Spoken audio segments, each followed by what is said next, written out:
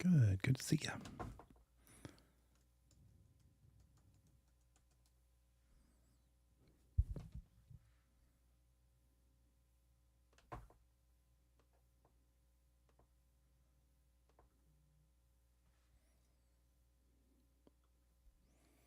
Okay, we pretty much finished. Got a little bit more. We'll do some review and finish up valuation tonight. And then we're gonna probably knock out 2 or 3 chapters that come next because we are past the big monster chapters. Not to say what's coming up is no less important because they all count the same. That one question you get right or wrong could mean all the difference. So keep reading. Hopefully you're reading ahead. And we don't have much longer, do we? The 21st, guys. Hopefully that it doesn't sneak up on you. Yeah, we're on the 6th. We've got 2 weeks. All the more important right now to keep working through those practice exams so that you got it down pat how to take those exams.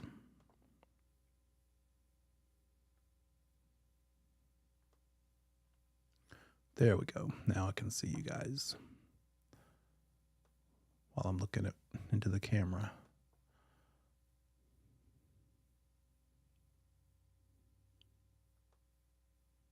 Good. All right. So here's where we left off.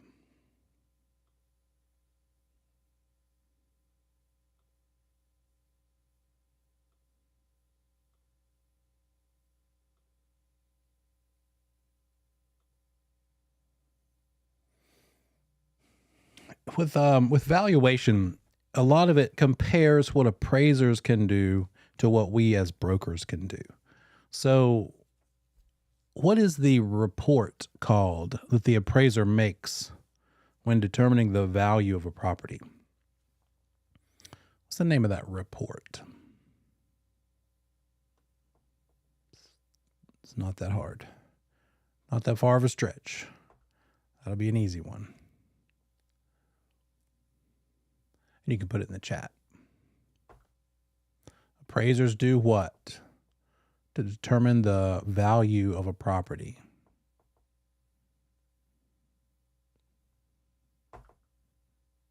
I'll give you kind of a hint. We as brokers cannot call it the same thing. We can't call what we do the same as what it is that an appraiser does. Put your names in the chat for me too while I'm thinking about it, if you don't mind. I'm going to make the chat private, so maybe that'll make you feel a little more comfortable about answering. So what can appraisers do?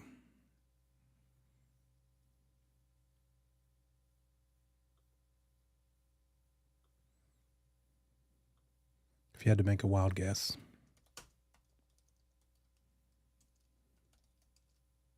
There you go. That's what that thing is called. It's an appraisal report, right? Appraisers appraise. Brokers don't do appraisals. We can't call it that. The Real Estate Commission wants to make sure that we don't go around saying, I'm going to come out to your house and I'm going to show you the appraisal I did to tell you your market value. If a real estate broker were to say that to a client and the Real Estate Commission found out, that'd be a problem.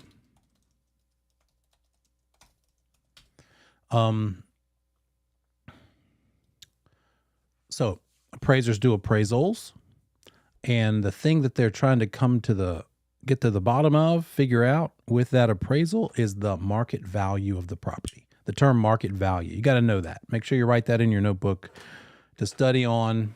Market value is an important word. What can brokers do? What is it that brokers can do?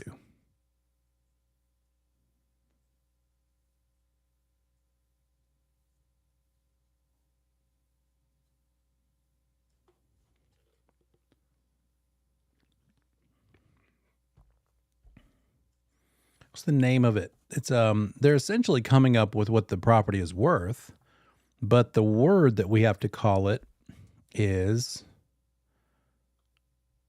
an estimate of sale price. Basically a proposed sale price. So when an appraiser calls what they do, they're coming up with the market value.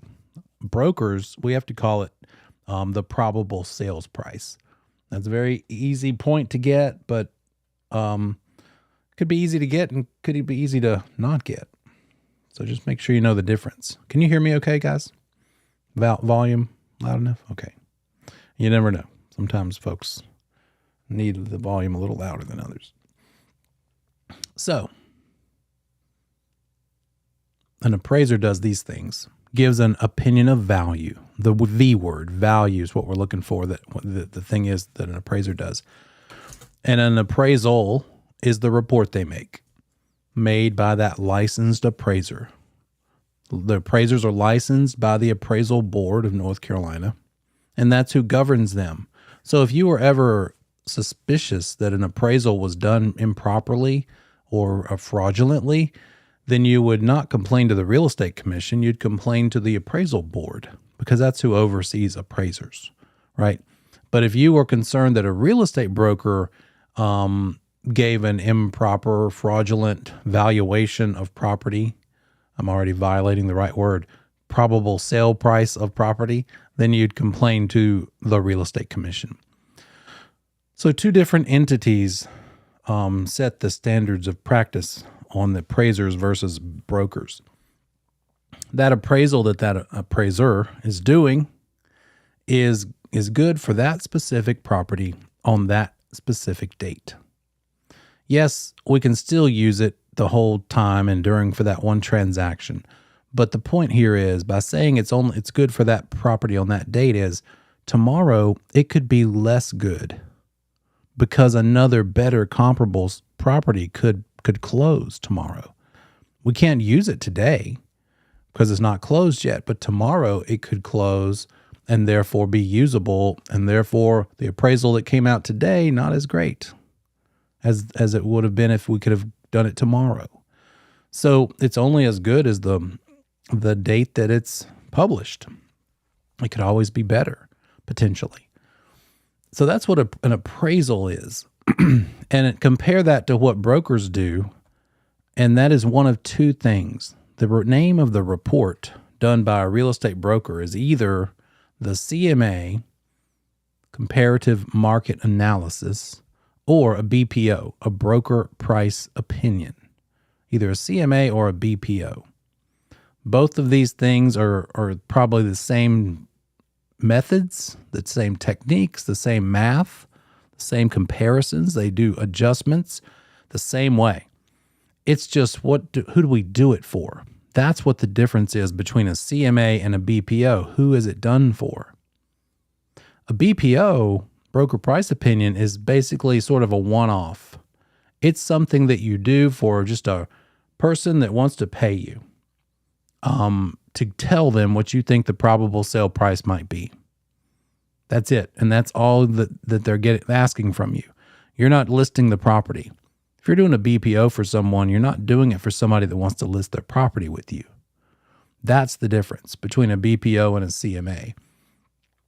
The CMA is the thing you do as part of one of the many things that you do when you're listing someone's property. What else are you going to do when you're listing someone's property? You tell me in the chat. What sorts of things do you do when you list a property for sale?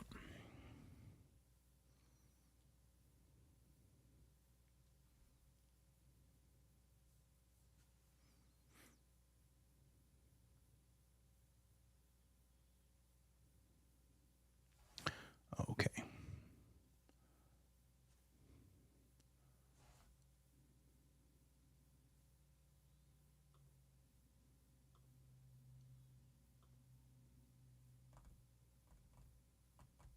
There you go. Pictures. Definitely take pictures, have them taken. Either you're paying for it or you're getting them done or you're doing them. What else do you think you need to do when you are hired by someone to sell their property for them?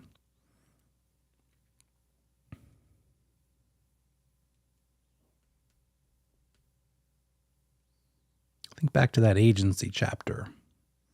We deal with a seller. What do we do for a seller? There you go. Yep. Listed on the MLS. You bet. Put it on the MLS. What if you were a seller hiring an agent? What would you be happy about to see them doing for you? MLS, take pictures. There's a lot more.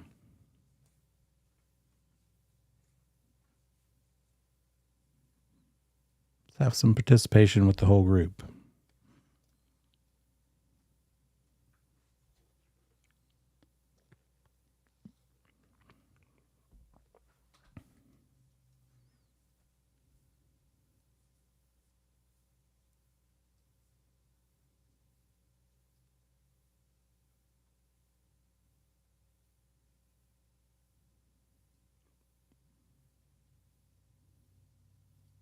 You have a house to sell? You're going to interview somebody to sell it? What do you expect of them besides pictures and MLS? If you're going to be out there doing this, you're trying to get this license to go do this, maybe you should start figuring out some idea of what you're going to be asked to do. Right? Let's be proactive here, guys. This is not an audience only situation. You got to be proactive. You've got 2 weeks. Yep, there we go. Doing these very things we're talking about, figuring out what it should sell for. That's a good one. What else might there be? Share with them what you are going to do for them. What are you going to do specifically? If you were to sit down across from a seller and they say, what are you going to do for me that I'm going to pay you $25,000? You better be able to convince them. And if you say, I'm going to take pictures and put it on the MLS and tell you how much it's worth, next, you're not the one. What else? Come on, guys. Be proactive here. What else do you think a good real estate broker would do for a seller?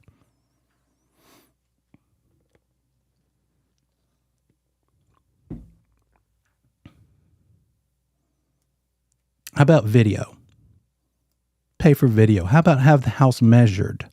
Let's kick it into gear, guys. Have the house measured, make videos, take pictures, network with your associates, right? Market the house. Tell them all of these things that you are going to do in a market presentation, a marketing presentation, right? How about figure out what's a good schedule for them for showings? What works for you, Mr. and Ms. Seller? When can you allow the house to be shown? Now, some of this stuff, there's no way you would know. I totally get that. But there's a lot of stuff that you should probably, as a person who might want to sell a house someday, you can imagine what you might want to know from a person if you're shopping. I'll bet when somebody knocks on your door to sell you something, or if you go to the car lot, you have no shortage of questions to ask them, right? So let's put yourself in the place where you want to be. You're here to be in a future place, and that is have that license. That's what we're talking about in this chapter. This is a very real world, day-to-day applicable topic that we're discussing here. So this CMA is part of that appointment, part of that discussion with that seller. CMA is the comparative market analysis. You're saying to them what you think the house should sell for, and that's part of the many things that you're expected to do for that seller. If it's a BPO, it just means you're doing it for a different person, not a seller that's going to try to list, you're hoping to list their house for them. A BPO is done for maybe someone selling their house by themselves. They don't want to list with you, but they do respect your opinion because they know you're the professional. A for sale by owner wants to pay you, and it's not much, maybe $75 or $100 for you to tell them what they should ask for their property. They want to find out what you think it'll sell for so that then they can set an asking price, right? So that's what the purpose of a BPO would be. So on the test, if it says, what do you do a CMA for? Don't say a for sale by owner. Say for a seller who might want to list their property with me. I do a CMA on a listing appointment as part of the many things that we do for sellers. Versus a BPO, that's sort of here's what I think it's worth, now give me $100. And we're done. That's the limit of your relationship there, right? There are several parties, third parties, that you could do a BPO for. Another one besides a for sale by owner seller might be a bank. A bank might say, hey, I want you to give me an idea. We want you to give us an idea of what you think this house might sell for, probably because they're thinking about foreclosing on it.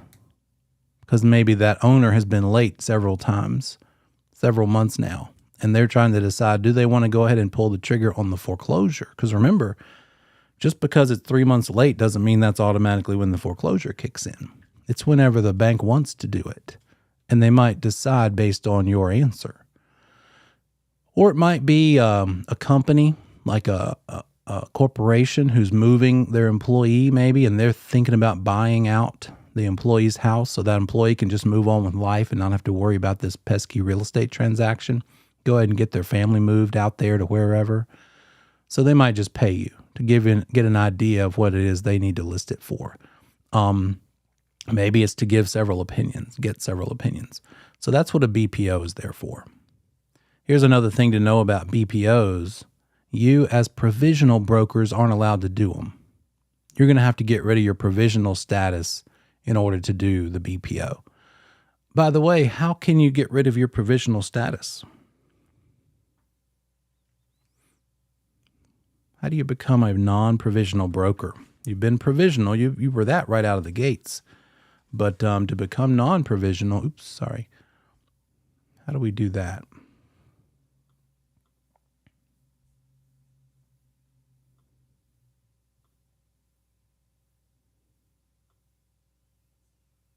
There you go. Yeah. Affiliate with the firm. That's important. First step. But second is, well, in fact, you don't have to affiliate before you take the post. I don't want to give you that impression. You could go ahead and stay inactive.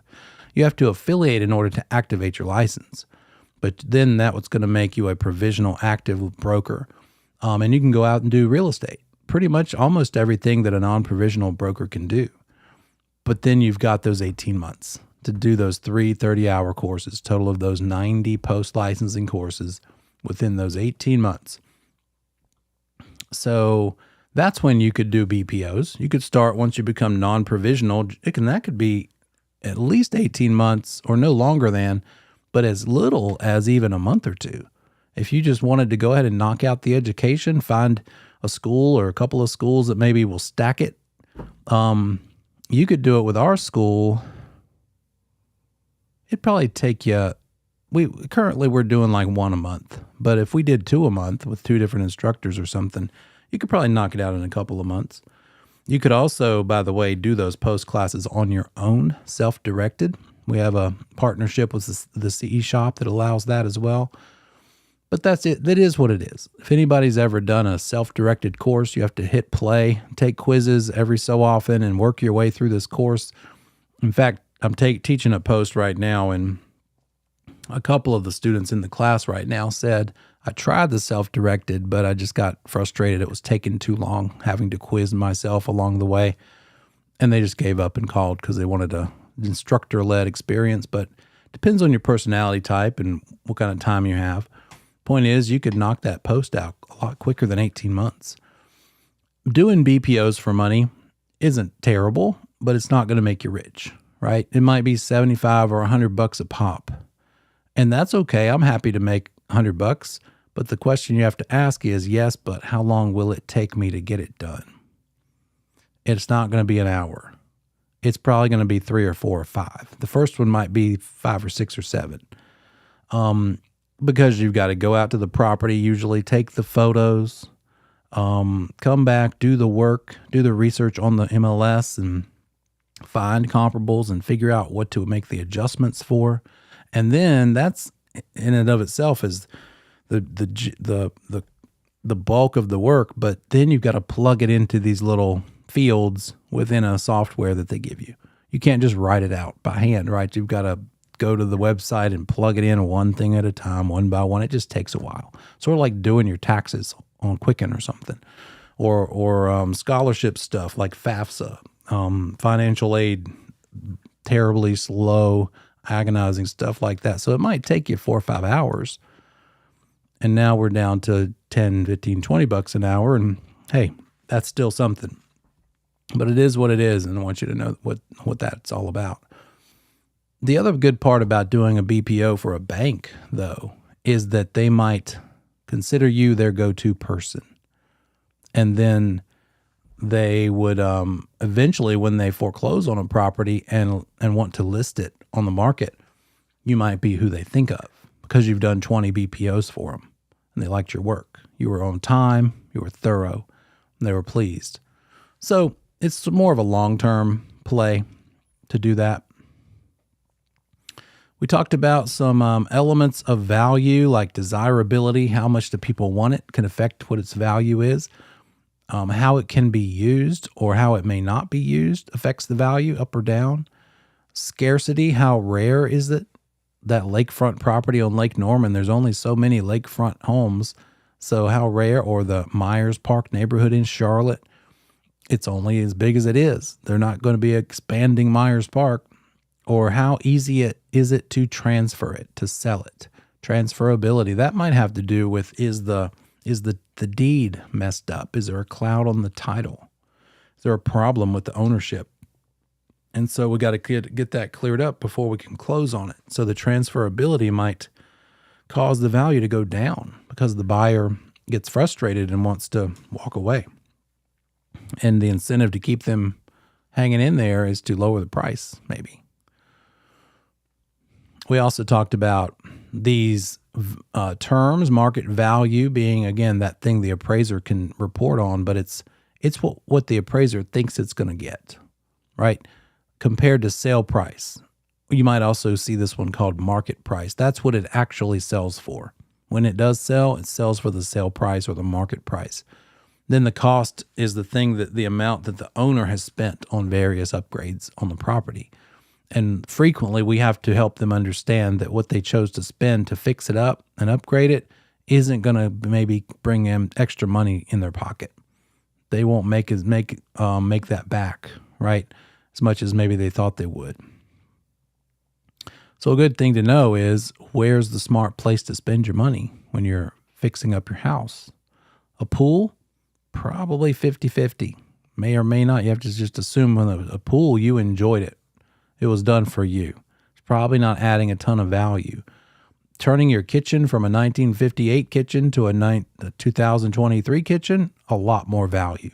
But what did you pick, right? There's always that too. And did you do the work? Did somebody else? So when you're on a listing appointment with a seller, that seller might think it's worth more than it really is because of how much they've been spending on it recently. So that's fun to get to explain to them. We talked about principles of value, and the most important one out of this list is the question the appraiser is asking when they do their appraisal report. And do you remember what that one is? Which is the most important out of this list? Oh, you know what?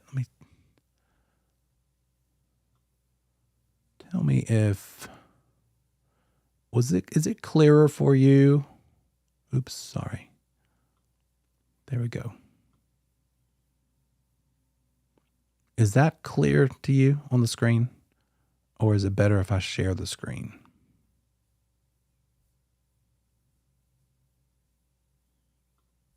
Sorry, I couldn't.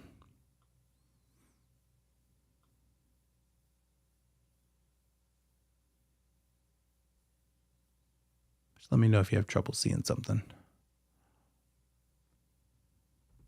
And if I'm showing up small, you can hover over my little window there and pick pin to first screen. And then it'll show up larger. But if it does look blurry, sometimes the Zoom share is actually worse to look at than no share. Okay. So the one that's that the appraiser really focuses on out of this list is highest and best use. The appraiser's looking for, yes, but is this property currently being used at its highest and best use? Is that happening here? But all these were important, and we looked at them all. These are all ways that value could be affected. If the market of potential buyers is anticipating something coming through or changing about the area, they might expect the property to go up in value, or maybe the other direction too. Maybe if a prison is going in down the street, the anticipation is the values might go down, or a landfill, or an airport with a flight pattern directly overhead. Principle of change, everything's going to change, right? The markets change. And that applies to neighborhoods too. Neighborhoods start out really exciting because they're new construction. Everybody wants new. But then after a few years, they've lived through sort of its heyday and everybody likes it because it's still kind of newish. But maybe around 10 or 12 or 15 years, it starts looking a little worn down. People aren't keeping it up as well. And there's other new ones that are out there down the road that people would rather buy in. So then it kind of gets to be overlooked and maybe sort of falls back down in popularity. But then like Madison Park in uptown Charlotte a few years ago, and Myers Park in Dilworth once upon a time, it was sort of a resurgence. It's got maybe historic charm and people want to come because of the location, and it's worth it to them to fix it up, spend a few $100,000 or a few tens of thousands to upgrade them. And so it gets revitalized. There's just a cyclical nature to real estate. And some neighborhoods are in obviously various points in that cycle. Principle of competition. We're seeing some example of that now with our seller's market, meaning there's not a lot of it, right? There's a shortage of homes for sale. Since there's not a lot of competition, sellers can call their shots. And it's getting back to a pretty hot market. So we'll see what the rest of this year holds, but there will be some changes, but it's not tanking. It's not just collapsing like a lot of people predicted yet. The principle of conformity in real estate means that things that conform and look like the others in the neighborhood hold value better. Something unique like that house in the middle is probably not going to sell for as much as a house with exactly the same size and stuff inside. Same level of kitchens and baths, same type of carpet and finishes and flooring and age and square footage. But the one in the middle is probably going to take a hit because finding a buyer to live in triangular shaped rooms, which is what you get when it's a dome like that, probably not as easy as finding a buyer for the ones on the corners. Contribution kind of goes back to your choices of upgrades. Do the things you put into that property affect its value positively or negatively, or maybe stay the same? And then there's the best one for an appraiser. That's the one the actual appraisal report specifically addresses. It says this in the report. This property is not being used at its highest and best use. It's a house in the middle of a bunch of townhouses, or it's a house left over in the middle of a bunch of agricultural and fields, or it is put to its highest and best use. And then substitution says two houses pretty much the same. The one asking less is the one that's probably going to sell sooner. So that's a big question and big strategy to implement when you're thinking of how to list something, how to get people excited about something. You want to sell faster? Price it lower. Not rocket science, right? Sellers don't want to hear it sometimes, but it's just the truth. And that goes back to why the CMA that I do as a broker, and I tell them the probable sales price, but I don't give them a specific number. I like to give them a range. And I'll say, for my research, it looks like houses similar to this one sell for anywhere from $340 to $355. But it's going to depend on you, Mrs. Seller. How well do you plan on showing it? Are you going to do all these things we talked about? Are you going to declutter it, put all the stuff in boxes in the garage so it's not a place you live in, but an asset you're trying to sell for the most money while you're trying to live there? But point is, you might have to be inconvenienced. So let's figure out what your goals are. If you want to squeeze every dollar we possibly can, we're going to have to show it really well, make it available for any possible showing, and be ready to get out in 2 minutes notice, because that might be the perfect buyer. If it's more important to you that it sells faster, then instead of $350, let's put it on the market for $340. Because if we price it low enough, it's going to get buyers excited about seeing an opportunity and wanting to jump on it. If we can get multiple buyers wanting to jump on this opportunity at the same time, creates multiple offers potentially. And then that might rise it back up past the 350 if you can create that much of a feeding frenzy, sort of.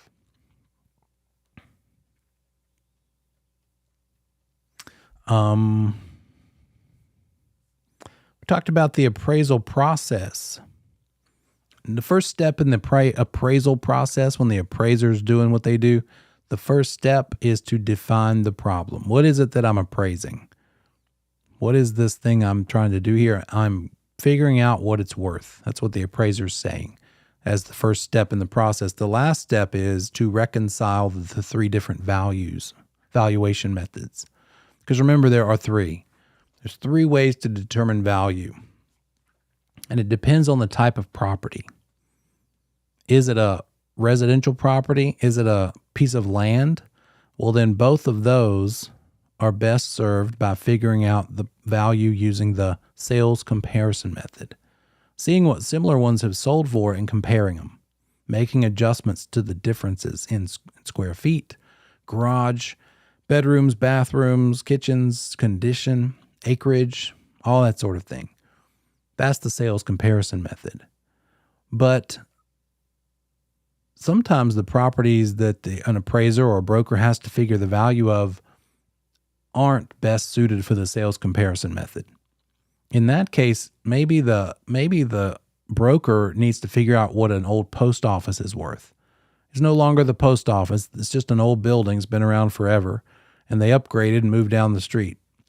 So now you've got this empty, old, very specific kind of industrial-looking building that was a government building. There's not a neighborhood of those that you can see what similar ones sold for and make adjustments to. Then we use the cost approach. Because just think about it, if somebody came to you and said, I'll pay you money if you tell me what this property should probably sell for, what would you do if you don't have anything else out there to compare it to?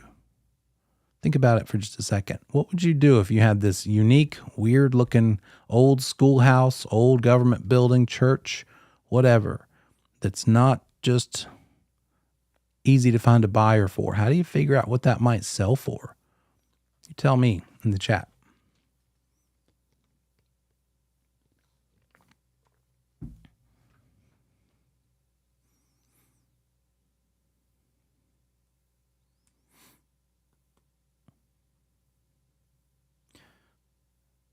Yeah, that's essentially it. Add up the different pieces. That's a good one. What about if the building has no value and it just needs to get torn down? Does that property still have some value if there is none in the actual building?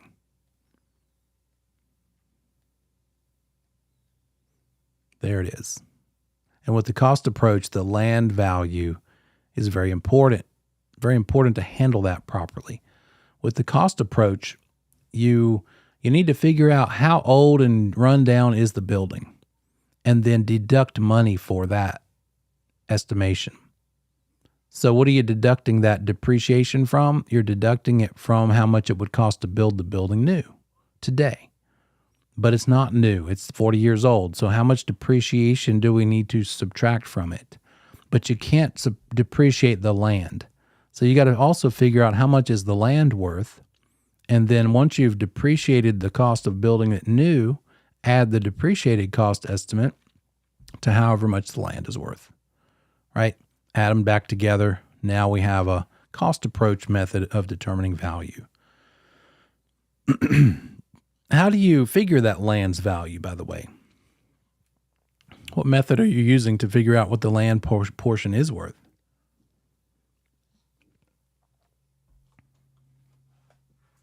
Oh, shoot. Okay, good. Thought I turned it off. How do we value land? What method do we use out of these three? Do we use the sales comparison method, the cost approach, or the income capitalization method?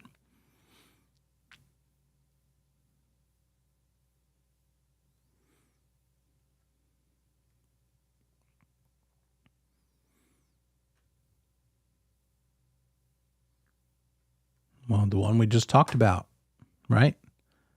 When we first started talking about the sales comparison method, I said it's for residential. That would include single family, condos, townhouses, and also land.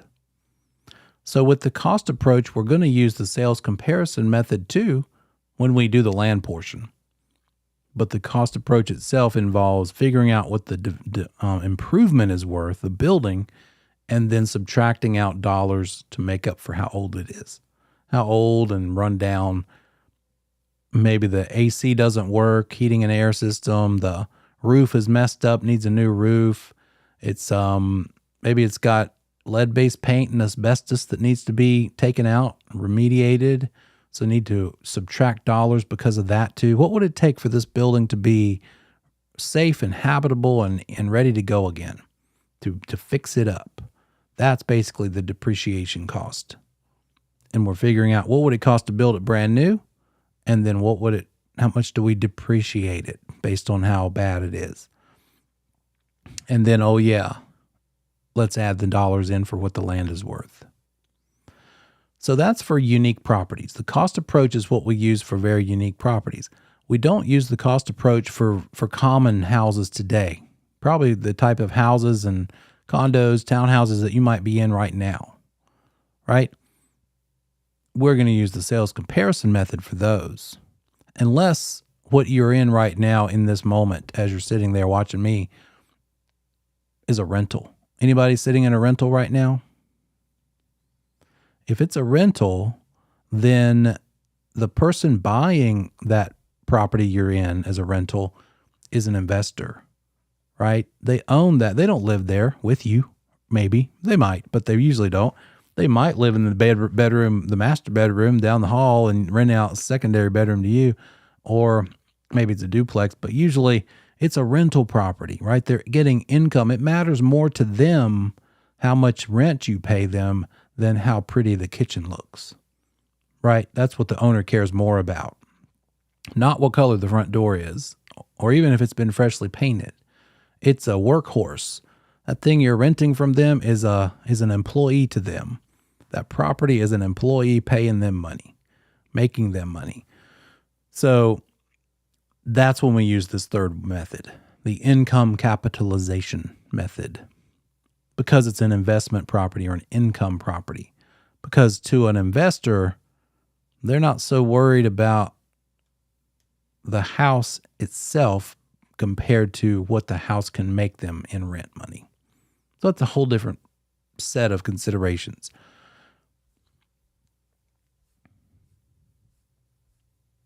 And that's when we got to this crazy looking thing, this GIVEN acronym, GIVEN, GIVEN. GI stands for gross income.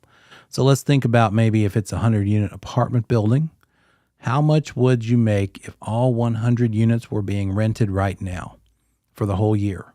Never anybody absent. No one ever not renting at one of them. 100% vacancy. 100 times 2,000 a month, right? Gross income for the year. Well, that's not real life. In fact, some might say in a healthy investment property, you don't want 100% occupancy. If you had every single unit rented, especially the larger properties like that, it might mean that you're not asking for enough in rent. You'd probably make more if you asked a little more in rent and only had like 95 or 96 of them rented instead of all 100, because you're able to ask more in rent for the rest of them. So much that some people just aren't willing to be in there. But enough are that it makes you enough money. So a healthy vacancy rate might be 4 or 5%. Empty, right? Vacant. So we subtract out for that. However many vacancies there are, let's subtract out how many dollars that means. Oh, 5 of them, and you rent them for $2,000 a piece. It's $10,000. So instead of making that full amount, let's see, it might look like this.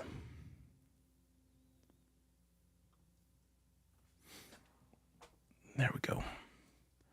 So the G and the I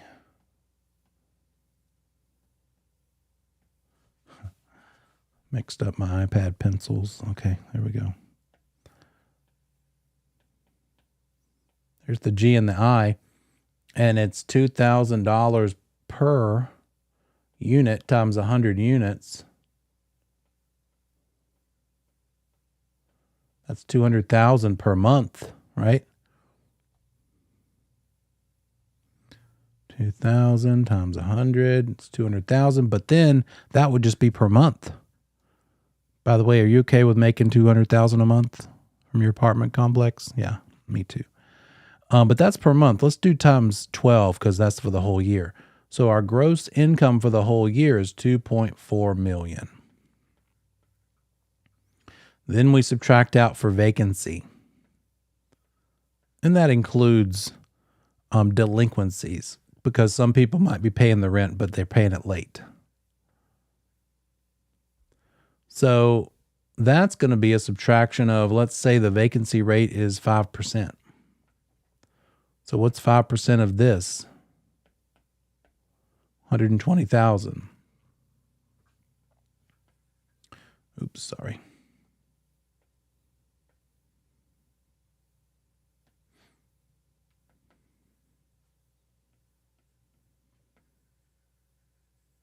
Not quite a perfect match, but we'll roll with it.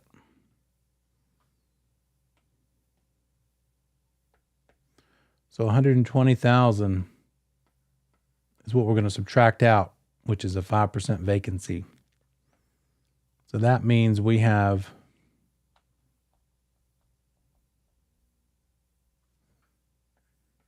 $2.28 million.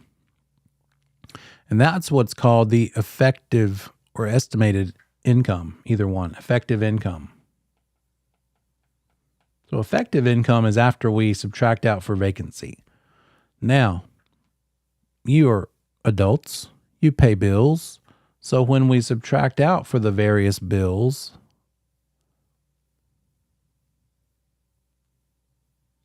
maybe that's like $30,000 a year for various operating expenses.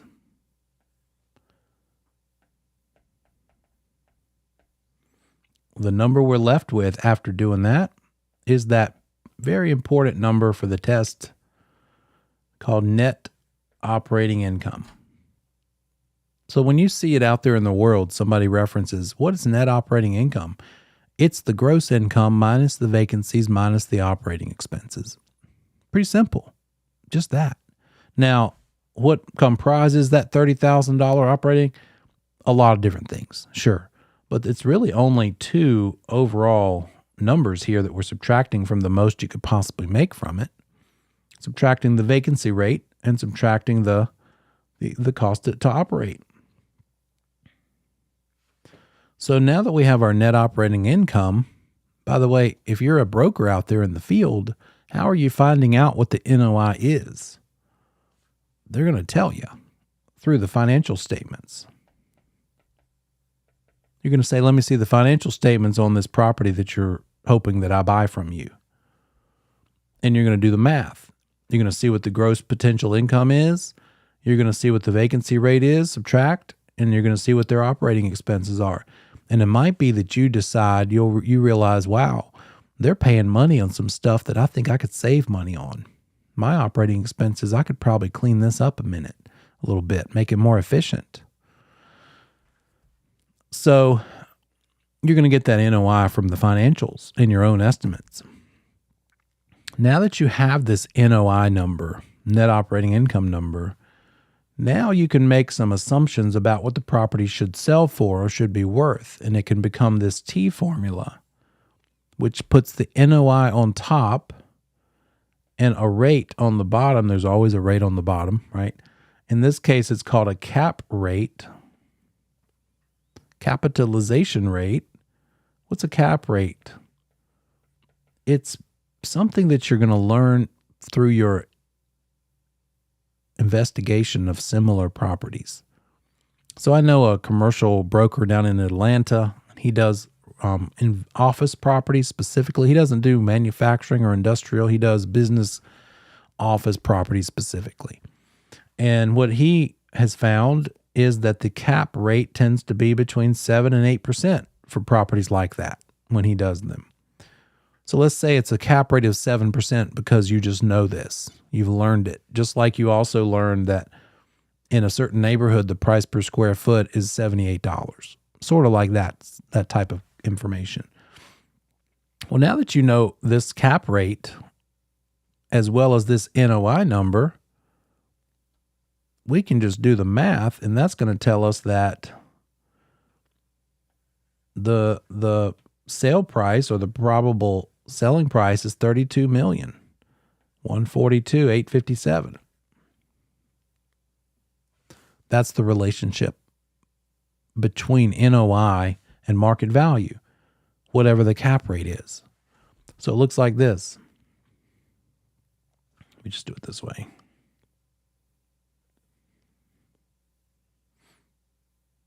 And so this is a T formula to be very comfortable with, familiar with. NOI is cap rate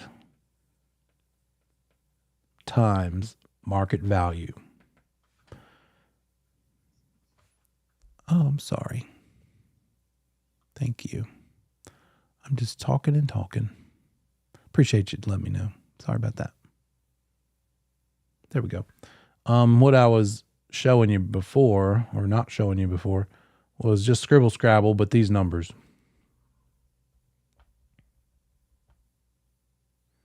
We had gotten down to this NOI number. Okay, good. And then we did this.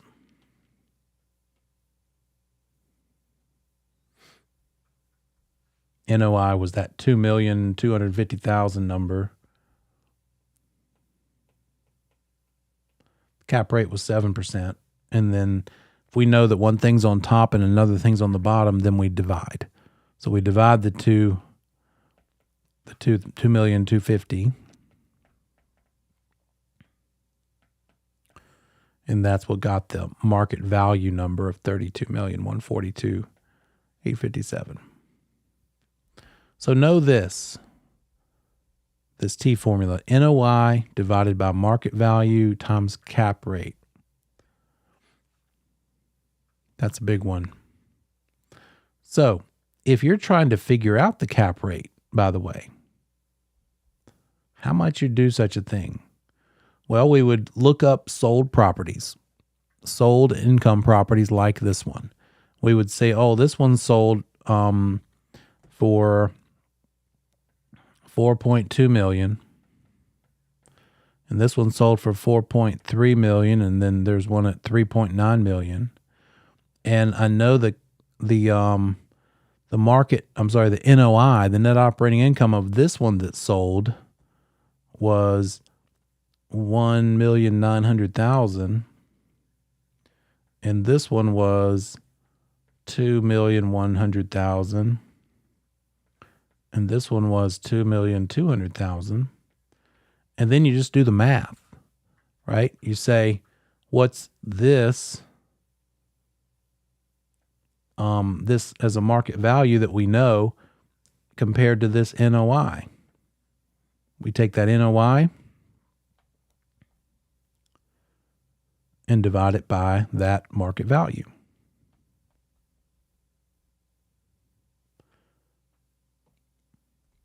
And so a cap rate emerges, and we get cap rates for each one of these. And then now we take maybe an average of them, and that's how we figure out the cap rate for a given type of market, type of property, office versus industrial versus commercial. So you could even do this on your own. You could go to a website called CoStar. CoStar. Also, let me think, what's the other one? That CoStar bought them out. But CoStar is probably the best way. And you could look through random investment properties, and you'll see these words. You'll see maybe NOI, you'll see the cap rate, and that's how they do it. They see what sold ones have sold for and divide the NOI of those sold properties by the market value it sold for to come up with the cap rate. Or if you know the cap rate that you're working with for that given type of property and the NOI from the financials, divide. Divide to get the market value. Now for the test, I could see them giving you an NOI and giving you a cap rate and asking you what it's probably worth. So as long as you can place those in the right spot and divide, you're okay. That's the extent of it. You don't have to go super deep on this because this is commercial related real estate. That's pretty advanced, but they do want you to know this level. And then the other thing is the whole given acronym. Gross income minus vacancy equals effective income. Nope. Yeah, but then subtract out the expenses too. So that gives you NOI. And if you take it a little further, you get this other thing called cash flow.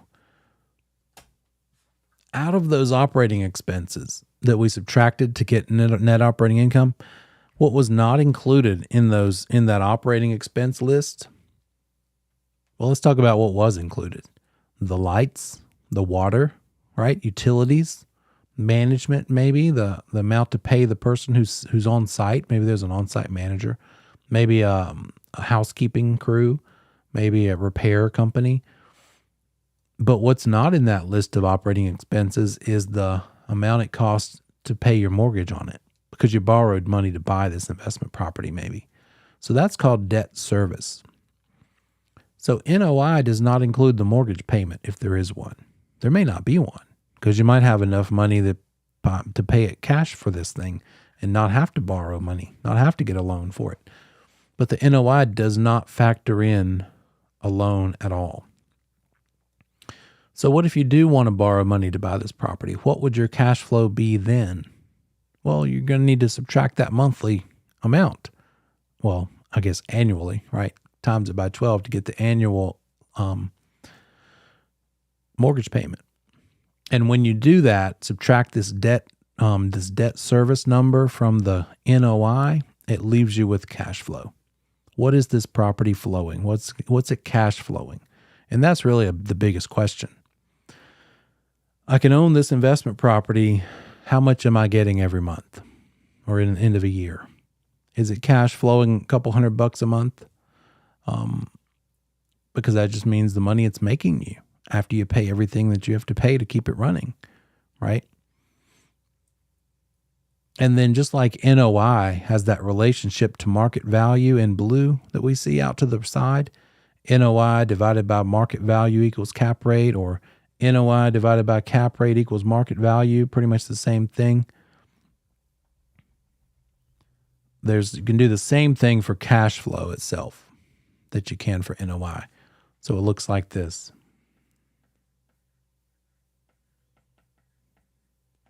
The relationship between cash flow to original investment.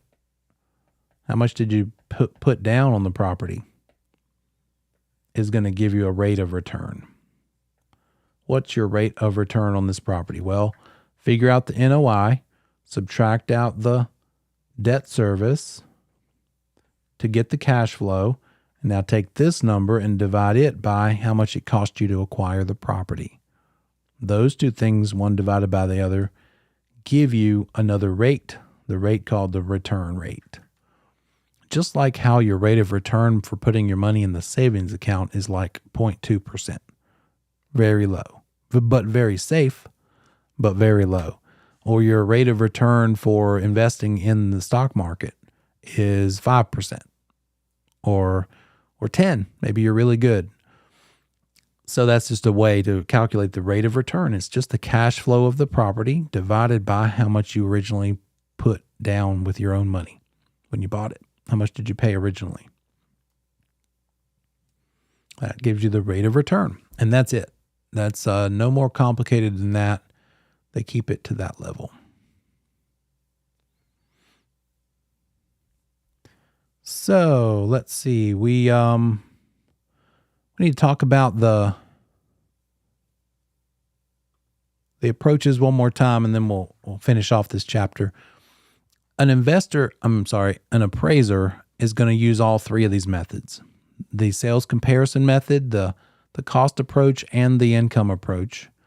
They're going to come up with a number, a dollar estimate, an estimate of value for each of these. So it might look like this.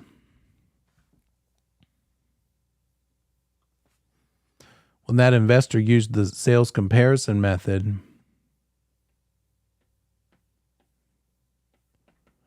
they came up with a number of this property being worth of $505,000 by comparing it to other similar properties and making adjustments.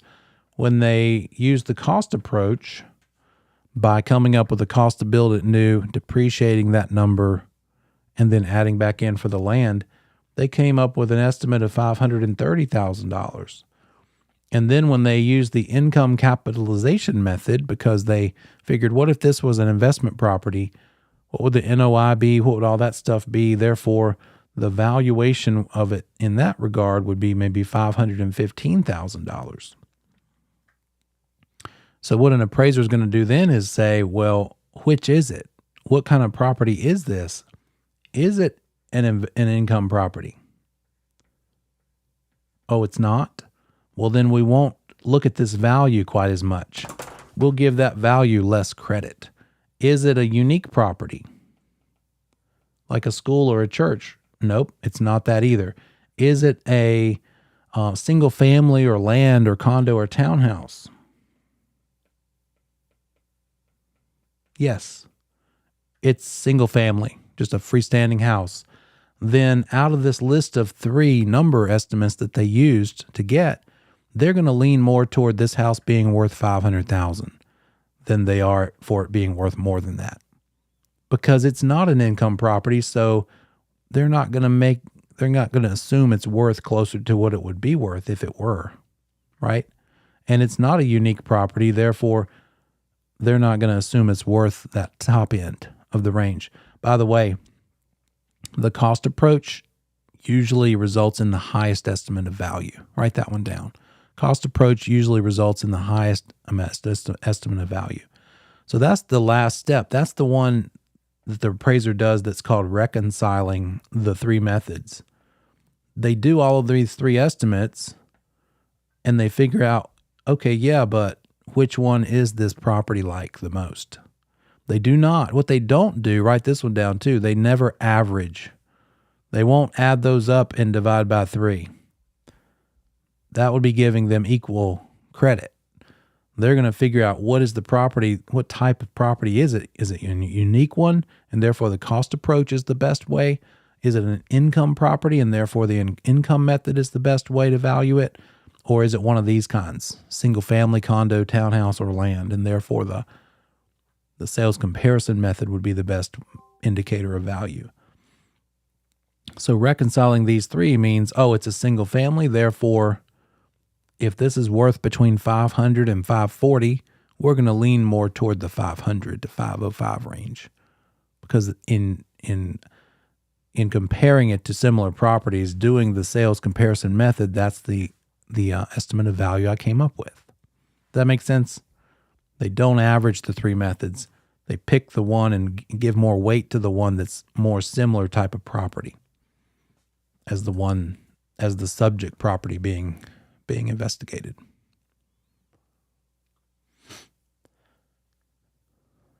That's what this means. They never average. So that first step in the appraisal process, again, was to define the appraisal problem. The last step was reconciliation, which is this thing. Figuring out which of the three methods is the best estimate of value for this particular property. Okay, break time. When we come back, we'll recap the last couple of slides here, and then we'll dig on into, I believe, 14 maybe. See you in 10.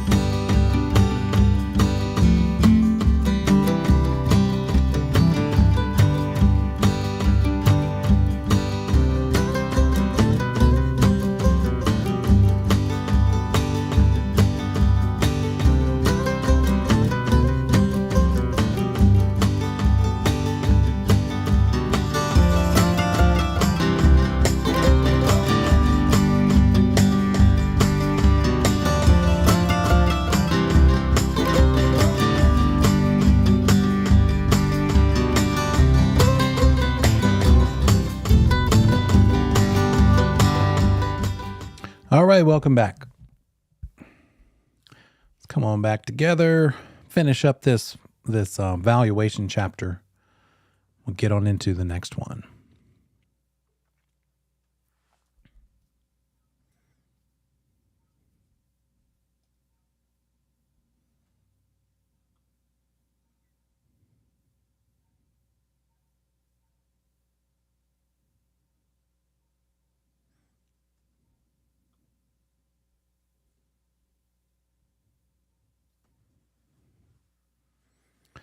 All right.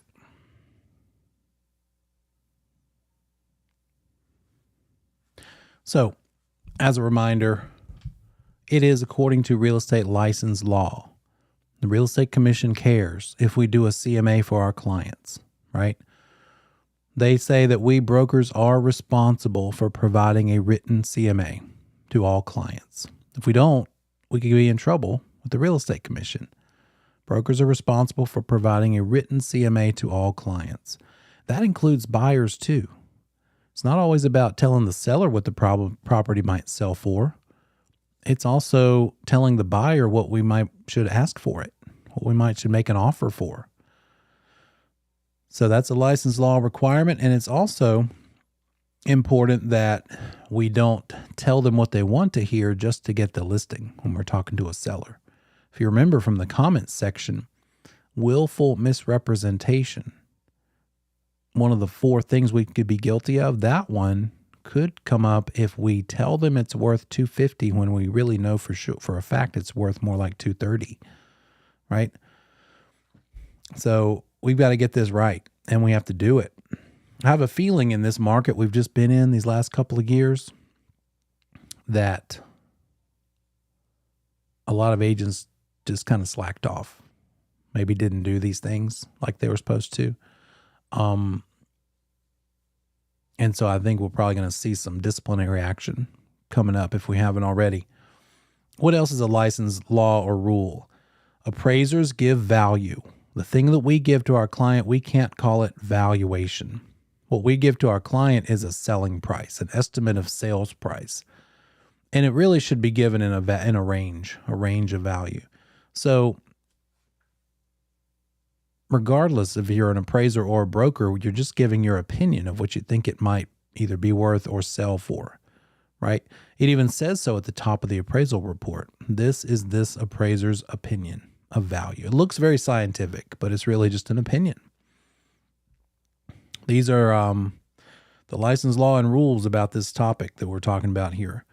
When we're doing a CMA or BPO, we might get paid for it individually.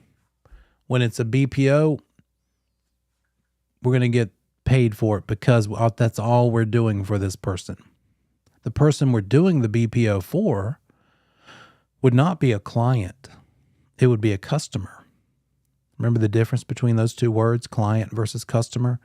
The BPO would be done for a customer because that's a third party, not your actual client that you owe all of your fiduciary duties to.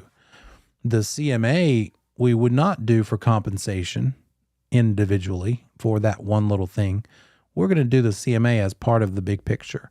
All those things you guys told me in the chat a little bit ago that you do for a seller client when they hire you to list their property.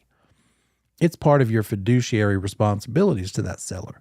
The BPO is just perform for cash, right? Perform for money for this one individual item. And then a BPO done for money for that customer should never, ever, this is something very testable, write this one down, should never, ever be done if it's for the purpose of making a loan or originating a loan. In other words, if that mortgage lender says, okay, I want to loan some money to this person, therefore I need to know what the property is worth, I'll just save some money and hire a broker to give me a BPO instead of an appraiser to tell me the appraisal value. Not allowed. That would not be allowed. So if you're a broker and you find out that that lender who's hiring you to do a BPO wants you to do it so they can originate a loan, you better not do it. Don't do it. Not allowed to. that lender who wants to make a loan or originate a loan is going to have to tell that borrower, you're going to have to get an appraisal. You can't save money by just paying $100 to a broker to do a BPO. You're going to have to pay $500 or $600 to an appraiser for the full out, complete, regular appraisal.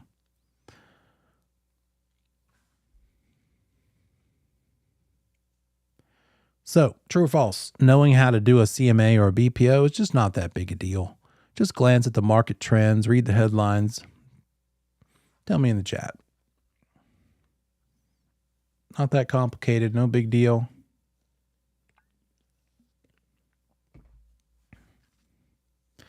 Correct. False. There's a lot more involved, isn't there? Okay. We got 2 weeks, guys. So as such, I'm going to ask something of you, ask you to do some homework. I would like for you to, and I left the link in the chat. I would like for you to find in the Google Drive, where is the exam section of the Google Drive. That's the link that the chat, that's the link I left in the chat for you. Find exam 5. There's 2 parts, a national and a state portion. And looks like this. So we're in the exam section. Let me back out a little bit. If you go to the Google Drive, it'll look like this and you click on exams. But if you click the link I left you, it's going to take you straight to the exam folder by itself. Go down to the exam 5, find the national one, take it, print it out, take it. Find the state one, it's a separate one, print it out, take it, and then grade it, and then tell me what you got. Email it to me during the week. Between now and next week, right? Not asking for that tonight. You really should do all of them, but I specifically would like for you to do 5 and tell me how you did, and we got to make some serious headway on addressing the exam problems themselves. Your homework is to complete it, tell me your grade, and then give me at least 5 problems that you have questions about from that exam, right? When we went through the midterm, didn't really have a lot of participation and involvement, but I have a feeling people had more questions than they were admitting to. So that was the midterm, and that's still a fair game. If you do have some, if you want to look back through any of the exams, but your homework is about 5. But if you want to bring me 1, 2, 3, 4, 6, 5 midterm. Any questions from any of them, now is the time to get them all done. In fact, this is the week you should probably make sure you've gone through all of them if you haven't already, because we're almost there. You've got to get this now. You got to have time to see what your weak spots are so you'll know what chapters to go back through and review, right? So let's be very intentional, very proactive about this thing.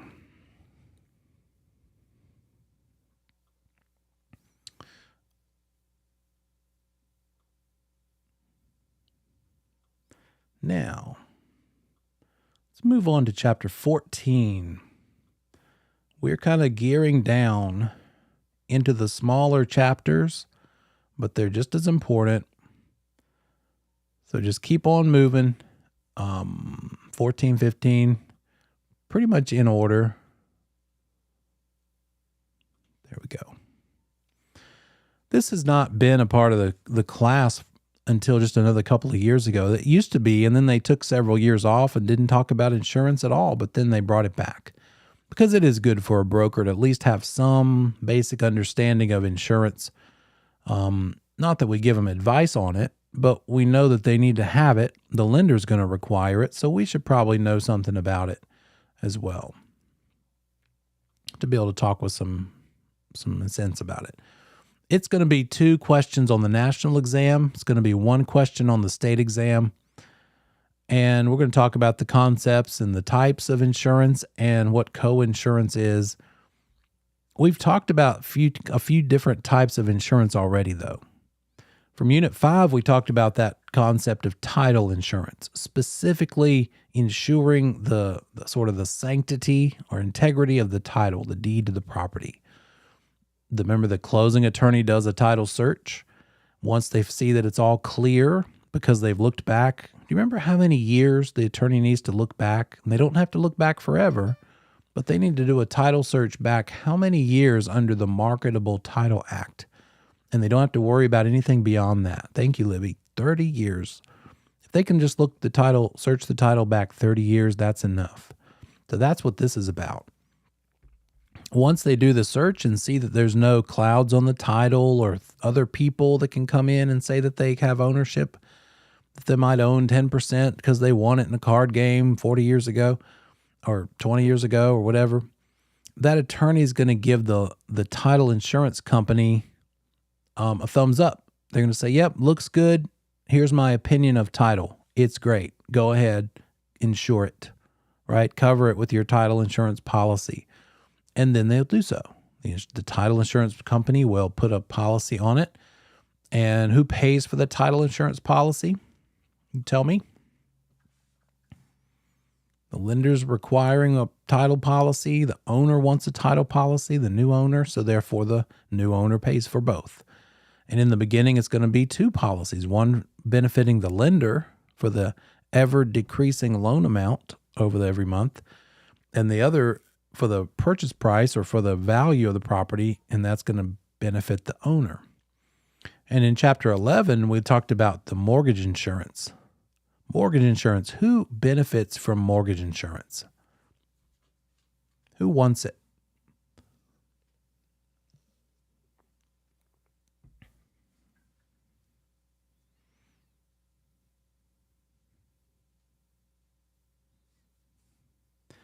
Yeah. The one who requires it is the lender. Remember, it's because of this. It's because the borrower has chosen to put less money as a down payment. Therefore, that would be called equity, right? So if the lender would prefer the borrower put 20% of their own money as a down payment, but when they don't, that's when mortgage insurance is important. Let's say the borrower, instead of putting 20% down, only puts 5% as a down payment. How much equity is in the property? This much. Equity meaning how much of the buyer's money? The down payment is how it starts. And then as that buyer owns the property for the years to come, various things are going to increase this equity, make it go up. It's going to be maybe the value of the property grows up because it appreciates, because real estate appreciates usually. It's going to be maybe that property has some improvements and they added new kitchen appliances, maybe new bathroom finishes. Maybe they built a room on the back and they did things to increase the capital. They spent money on capital improvements. We've got that appreciation. And then over time, they also paid down the loan balance.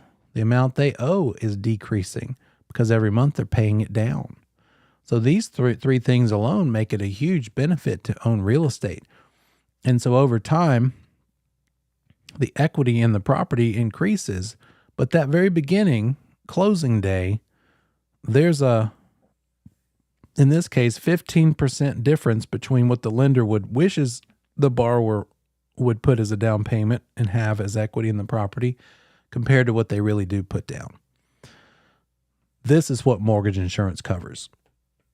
This difference between the 20% and the amount they actually put down. So if that buyer, instead of 5%, actually puts 10%, then the mortgage insurance company policy, the mortgage insurance policy can be for less, right? Or if they put even less down, like on an FHA loan, 3.5% down, that's a pretty low amount of equity there. And it's still mortgage insurance. It's just called something different, a mortgage insurance premium instead of a PMI, private mortgage insurance, but it's still MI of some sort. So that's the amount of equity they've got in it. And the lender wishes they had all of this equity in it because that just means they're less likely to default on the loan. Therefore, the mortgage insurance needs to cover this amount. So that's what the mortgage insurance is that we learned about. Now, third kind of insurance. It's another one that both the owner and the lender care about because it's protecting the property if something bad happens to it. It's homeowners insurance. So we're going to learn about the different types of homeowners insurance. Any kind of insurance has a premium. And in this case, we've got the premium that the buyer pays to the insurance company. So the insured is the buyer/owner, right? The insurer is the insurance company providing the insurance in exchange for the premium. So the insured pays money to the insurance company for protection. Sort of like the mafia. Just kidding. There's casualty insurance and there's liability insurance. And then a homeowner policy includes both. Liability means protecting people that might get hurt while they're on your property. Casualty means damage to the property itself. So a homeowner policy includes coverage for both of these things together as a package. The coverage depends on the type of policy. And keep in mind, this is a topic that's like an hour and 15 or something. So we're not deep diving into this concept here, but the type of property dictates the type of policy. A homeowner policy, an HO2 policy, is very basic, bare bones, basic kind of policy. Sorry.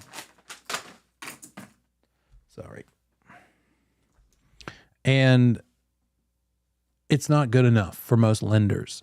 Lenders want at least an HO3 policy. So on the test, you might see a question like, what's the type of policy the typical mortgage lender would require? The answer would be HO3. An HO4 policy is for renters. That's renter insurance. Anybody have rental insurance? It's called an HO4 policy. It protects what? What do you care about that insurance policy covers if you're a renter?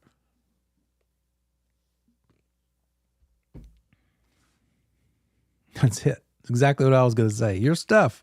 You don't care about the roof or the oven. You care about it, but it's not your problem to fix it if it breaks, right? You want to make sure your personal property is covered, and that's what an HO4 policy does for a renter. An HO6 policy, as you'll see, these are 3 highlighted ones. The HO6 policy is for condos. If you have a condominium, very specific kind of property. Remember, we talked about hybrid types of properties, townhouses, condos. And the thing about a townhouse is you own the dirt it's sitting on plus the unit itself. But a condo is different. You don't own the dirt and you don't own the structure. You basically own wall to wall.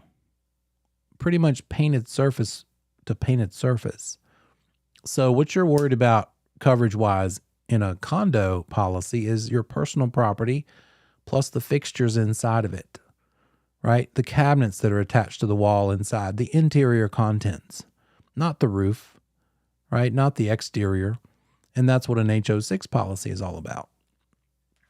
HO7 and HO8, I wouldn't worry too much about those. They have to do with more expensive properties and some other things like that. But HO3, the bare bones of what a lender's going to require. HO4 is for renters. HO6 is for condos. And then, as is always the case, sort of like when people ask us a legal question, we say what? Talk to an attorney. When people ask us an insurance question out in the real world, out in the wild, we don't give them an answer. We don't say, what did Neil tell us when we got to that chapter? No. You say, oh, that's a great question. Let's talk to an insurance person. Get that liability off your shoulders. Don't answer insurance questions. You don't have to do that. It's not expected of you. And you don't want to give a wrong answer. It's a whole different minefield, whole different profession that requires different education. So in any policy, including the HO3, there's an agreement to insure it. That's part of the paperwork that is signed. It lists out the deductibles, right? The deductible, how much is it going to cost? There's a declaration page saying, yep, this is what we're covering, and policy provisions saying, here's how we're going to do this thing. One provision that's pretty typical is that the property, you got to tell them if you leave it, if you make it vacant, if you move out and move all your stuff out, that insurance company wants to know if you're not there every day. If it's a vacant property, maybe in between the moment when you're thinking of selling it to when and you go ahead and move, and so the property sits vacant. That matters to the insurance company. Any guesses why?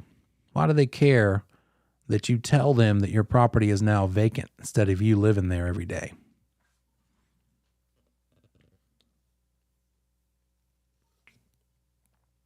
Perfect.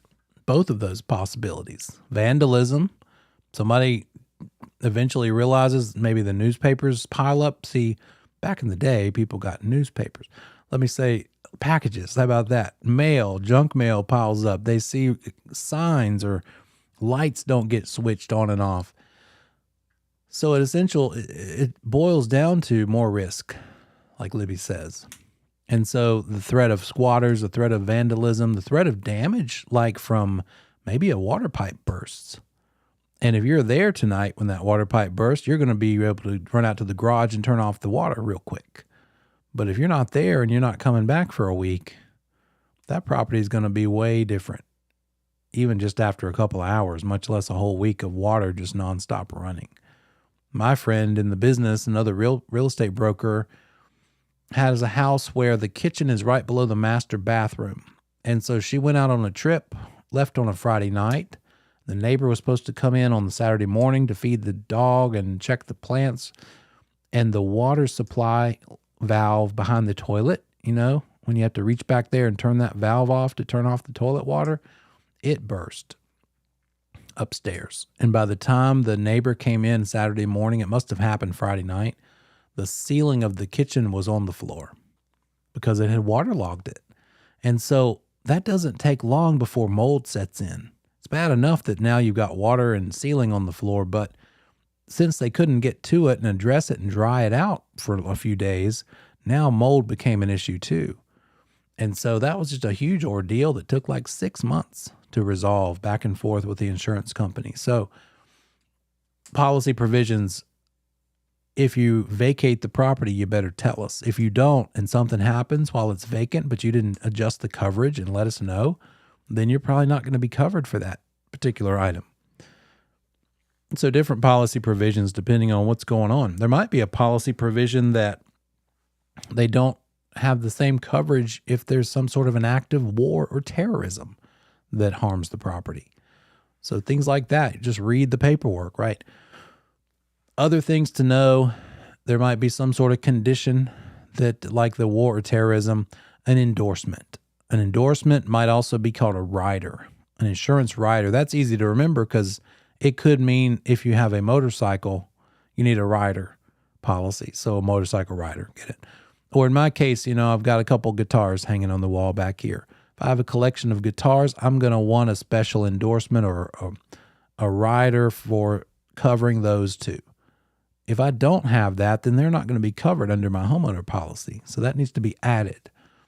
It involves getting estimates of value on these different things, these different pieces of equipment, and then telling the insurance company to include it.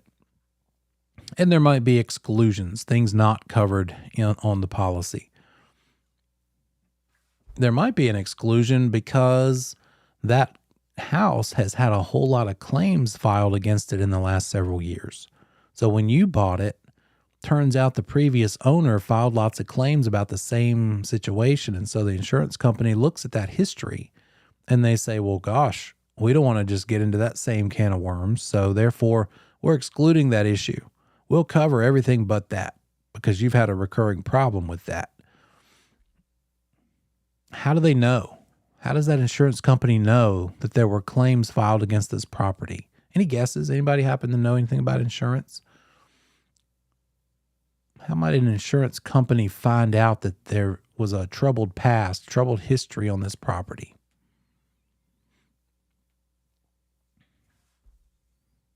Yeah, it basically is essentially that. Libby says an insurance credit score. It's sort of like an insurance credit report sort of, but it's called a comprehensive loss underwriting exchange report. Comprehensive loss underwriting exchange it's a database of the history of the claims against a property. So when an insurance company is thinking about giving you coverage, they're going to want to look at the clue report. They're going to pull it and see, has there been anything crazy? What could there be?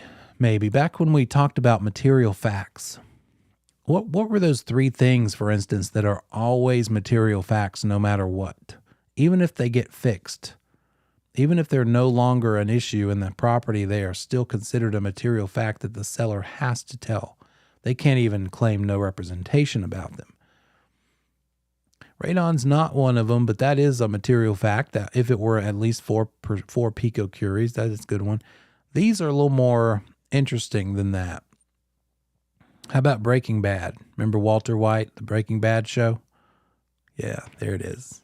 Was meth ever produced on the property? Was there a meth lab?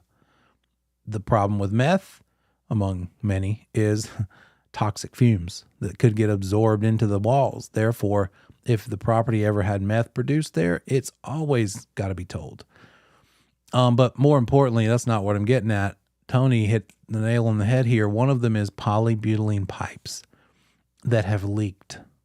If that has ever happened, you have to disclose it, even if they've been fixed, even if they've been replaced with other kind of pipes, more modern kind.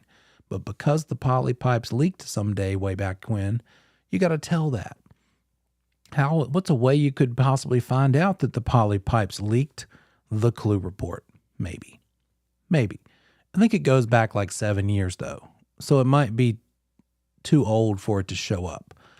And then another one out of that list of 3, since we mentioned it, is if the property was ever constructed of synthetic stucco, exterior siding, synthetic stucco, because even if that's all been ripped off and replaced with brick or something, you still have to admit it and tell the world that it used to have it, even if it never leaked.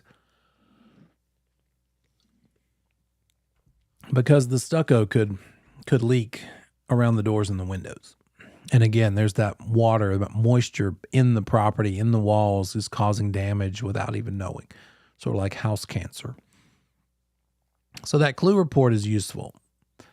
And the history of the claims of a property could affect how much they're going to charge you for your premium, for your upcoming policy. All the more reason to shop for insurance or to advise that your client do so at what point during under contract. Should we tell them, look, let's figure out how much your insurance is going to be. Talk to some insurance providers.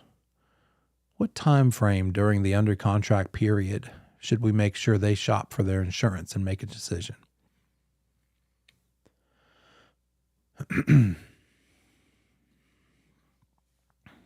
It's that all-important due diligence period. You got it. That's the time within which the buyer can still back out and only lose the due diligence money, still get a chance to get back the earnest money. So let's do this shopping. All too often, they kind of forget about this part of it, and they don't pick an insurance provider until like later in the transaction usually. So it's better to do it during the due diligence period.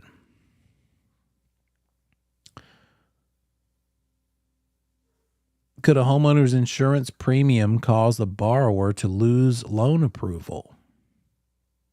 You find out that the premium is going to be way more than you thought. Could that affect the borrower's ability to get a loan?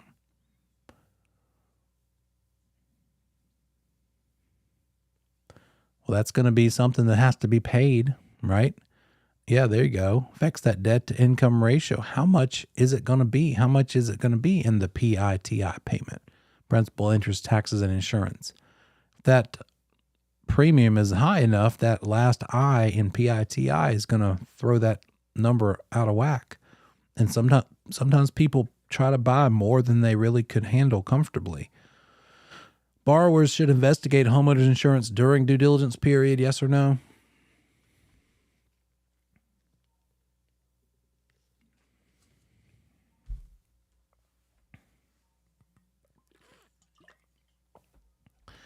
That's the best move. Make sure you, as their broker, are on record advising this. You just want to make sure they do it.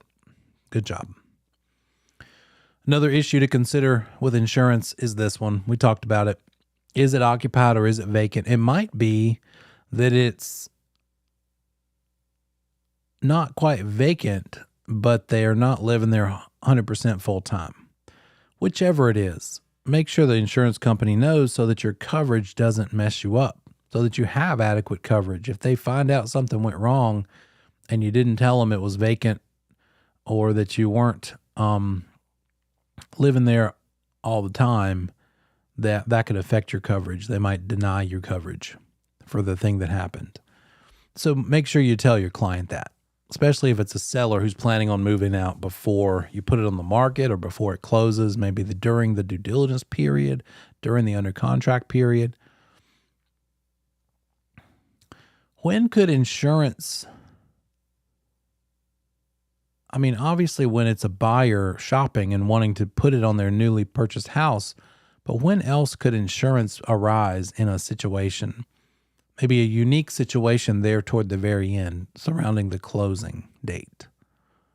When might we want to talk about insurance with our client around the settlement date, closing date time frame? Any guesses there? It's kind of a terrible hint I'm giving you. Not very helpful at all. But remember how settlement hopefully is on the same day as closing, but it might not be. And what if we were planning to settle on it Friday and everybody signed or supposed to sign at 11, but they got delayed? The settlement got delayed because maybe the lender was slow or the buyer took too long to get a document back, and now we're going to have to bump the closing to Friday afternoon. Then it finally gets bumped 3 or 4 times, and we sign the papers, or they do, at like 3:30 on Friday afternoon. Well, if they get in and start signing at 3:30, it's probably going to be 4:30 by the time they're finished. If we go beyond 4 o'clock on Friday signing the papers, and after you sign the papers, the attorney still has to scan and send all those signed documents to the lender for approval that everything looks good. Then the lender funds the loan, gives the okay there. Then the attorney can record the deed. After all of that's done, do you think this deed is getting recorded before 4 p.m. when the Register of Deeds closes? Probably not. Right? If we close too late in the day on Friday, or have the settlement meeting too late in the day so that the recording doesn't happen in time before 4 o'clock, that's when it closes. You can't record after that. So guess when it's going to record? At best, Monday. So now what? Here's the situation. The buyer's got all their stuff in this truck sitting out in the attorney parking lot, waiting, assuming they're getting the keys today as soon as they sign papers, but that's not happening. Now they're going to be disappointed. Now they're homeless for 2 days because they already sold their house. Now the seller is still the owner. They were planning to get their money. They can't even get their money from the closing until it records, and the recording's not happening now until Monday. So how does insurance fit into this situation? Now, instead of a sold property, that seller still has a property. Now, instead of a newly acquired property, that buyer is homeless, but maybe the seller feels nice and says, yeah, okay, go ahead, you can move in. Or at the very least, the seller says, yeah, I don't want you to have to pay 2 sets of moving expenses. You'd have to pay the movers to unload the truck into mini storage and then load it back up and then bring it to the house next week. You could go ahead and put all your stuff in the garage, as long as you don't sleep there. That's another one that pops up a lot. Doesn't matter. Now the buyer has their own stuff there, either in the garage or in person as themselves too, as in addition to their personal property. So the insurance needs to be handled, right? That's part of this. When these parties are talking about letting the buyer move in early, even though it's officially not theirs yet because it hasn't closed and it won't until Monday, better get some insurance coverage in place. Yes, okay, buyer, you can move in early, but you're going to be a renter. So we need to put a little quick rental policy coverage on this thing for you in case you burn the house down for 2 days sometime. And then seller, you still own it. So let's make sure the structure's still covered and don't cancel the insurance until we know for sure that it's closed. So that's a big deal. If the settlement meeting is different from the closing on the date, right? Settles on one day, closes on another day, and they let the buyer move in early, that coverage needs to be handled properly. And then it could also, what this slide's talking about is, at the settlement meeting, when everybody signs papers, the seller is still the owner. But then once it has recorded the deed, that's when it has closed successfully. Now the buyer's the new owner. But what could also happen is, especially in a market like this, the seller could say, hey, buyer, I'll sell you my house, but you've got to let me stay here for a month after closing. Seller possession after closing, because I don't want to have to hurry myself and get rushed and move out in like a day and then worry about the closing not happening. I'll go ahead and close, get my money for it, but you get a key, but you don't get all the keys because I still get to live here for an amount of time. If the seller's living there after closing, again, adjust the insurance appropriately. Now the buyer needs coverage with the new policy as the owner, but the seller, who is now the renter, needs an HO4 policy, right? They need a renter policy for whatever that amount of time is. That's when it can really pop up in the wild for us as brokers to need to give them advice about, hey, let's talk to your insurance company, make sure the proper coverage is here.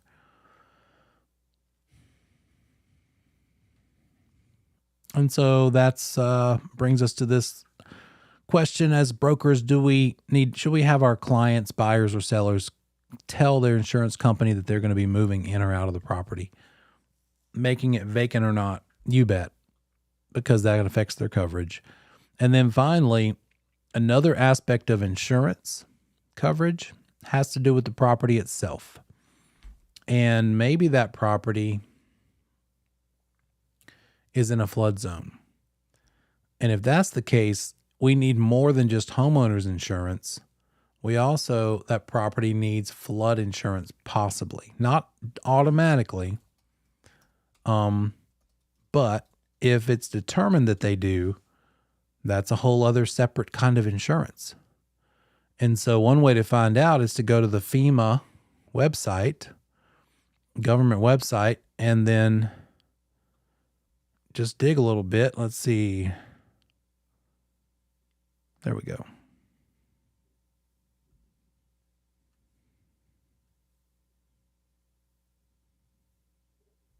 I wonder if this is it. I haven't looked at it in a while.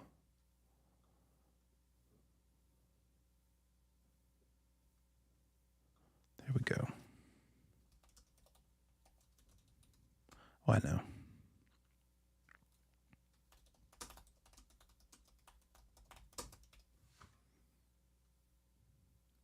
So you would just plug in an actual address, and then it'll show you what part of the town, or if that address is within a floodplain, based on the little the layers in the map. And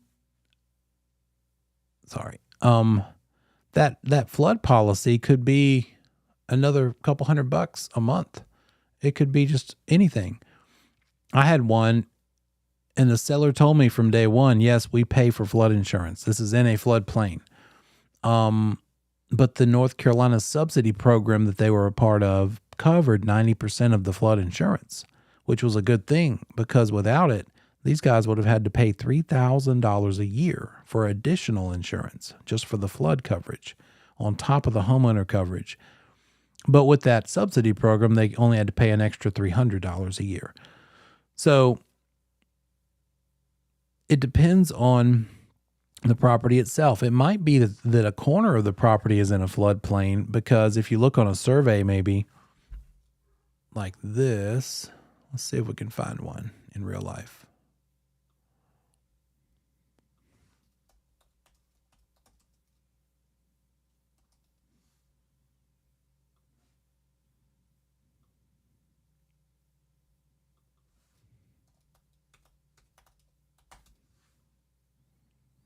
That's another good reason to have an actual survey done. Because that's one of the things the surveyor will note on the survey itself, that the property is in a floodplain. And it could be that, well, this is going to show up. Probably not well. That it's just the back corner because there's a creek running along the back edge of the property. And so it's just a little bit in the floodplain and it's not going to get anywhere close to the house. In that case, flood insurance might not be required, but you just need to report it. Just needs to be, it's a material fact. Here we go.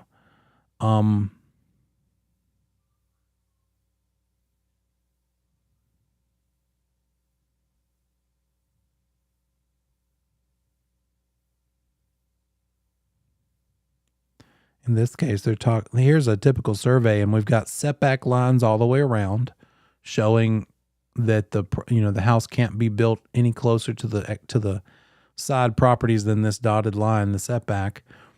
And I'm looking to see if they mention a flood zone, but if they did, maybe there was a creek back here in this corner. Maybe only the flood zone is just a little bit of it here and it doesn't ever endanger the house itself. So that's what we're talking about. It could be required. It might not be. You need to find out, right? As a broker, you have a duty to discover and disclose, and that'd be one of the things that you look into. North Carolina license law says floodplain is a material fact. Need to accurately disclose it. If not, you're guilty of some combination of these things: willful or negligent representation or omission. Are we expected to be experts on flooding? Of course not. We have a responsibility as brokers to look for red flags. Maybe on the garage wall exterior, you see like a muddy kind of a marking there a couple of feet high. Maybe you see the fence looks a certain way, kind of looks like it's been knocked down or has markings on it, red clay marks, dirt.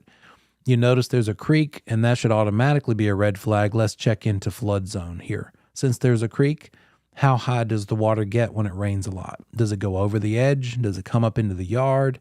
There's a park in Concord. And in the normal day, when it's not raining, any one of us could stand in the water inside that creek and you wouldn't see the tops of our head. That's how low, how far down the creek bed is from the edge. So if you jump down into the creek, you might hurt yourself, right? Because it's like 6 or 7 feet low. But it can rain and back up so quickly in that creek beside that park that the soccer field actually becomes a lake. And kids usually will bring like a floaty toy out there and play in it like a pool. It's like a couple feet deep. So if you see a creek or a pond or some sort of a thing that might be some water, ask that question. Find out, is it currently requiring flood insurance? Is it in the floodplain, flood zone? Because as brokers, we have a duty to discover and disclose that sort of thing. That is a material fact. So is it a material fact that, how much do they have to pay at closing for what? Flood insurance? Or was this an older question? Libby, is that right? Which one was that?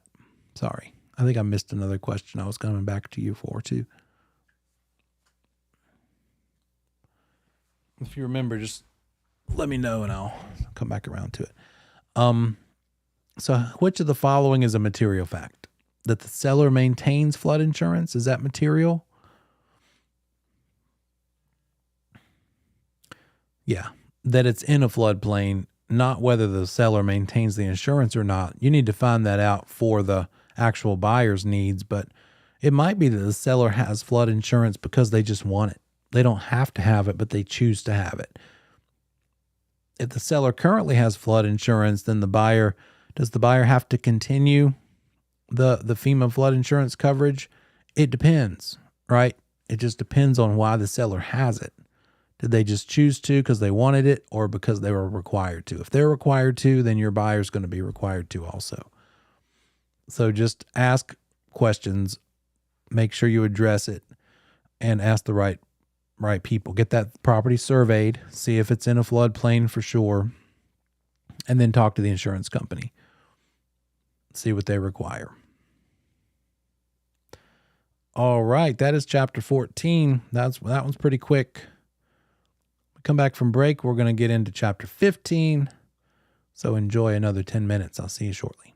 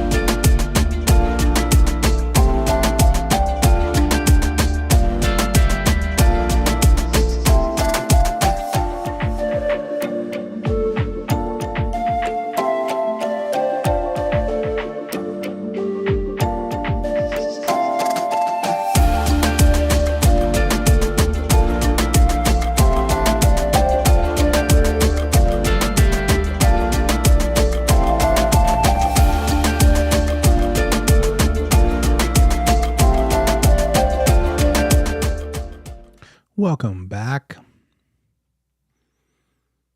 Let's get on into chapter 15. We'll talk about rentals, landlord and tenant requirements. If you remember way back, I believe it's chapter 2, we learned about freehold estates. And we talked about non-freehold or leasehold estates. Well, here we are. That means non-freehold means renting, leasehold, leases, right? So we're going to talk about a couple of different types of ownership, or not ownership, but what kind of leases we could be facing, some basic characteristics of a lease. There it is, 4 types of leasehold estates, the purpose of different kinds of leases, and the essential provisions of a lease as well. What makes it a valid lease? When it comes to things like that, you can compare it to a contract, right? What is a valid lease? Sort of like what is a valid contract? We've talked about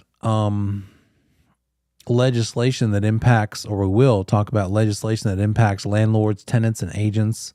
There's something called the Residential Rental Agreements Act, which essentially says everybody should keep it habitable and safe. Don't let the property be unsafe.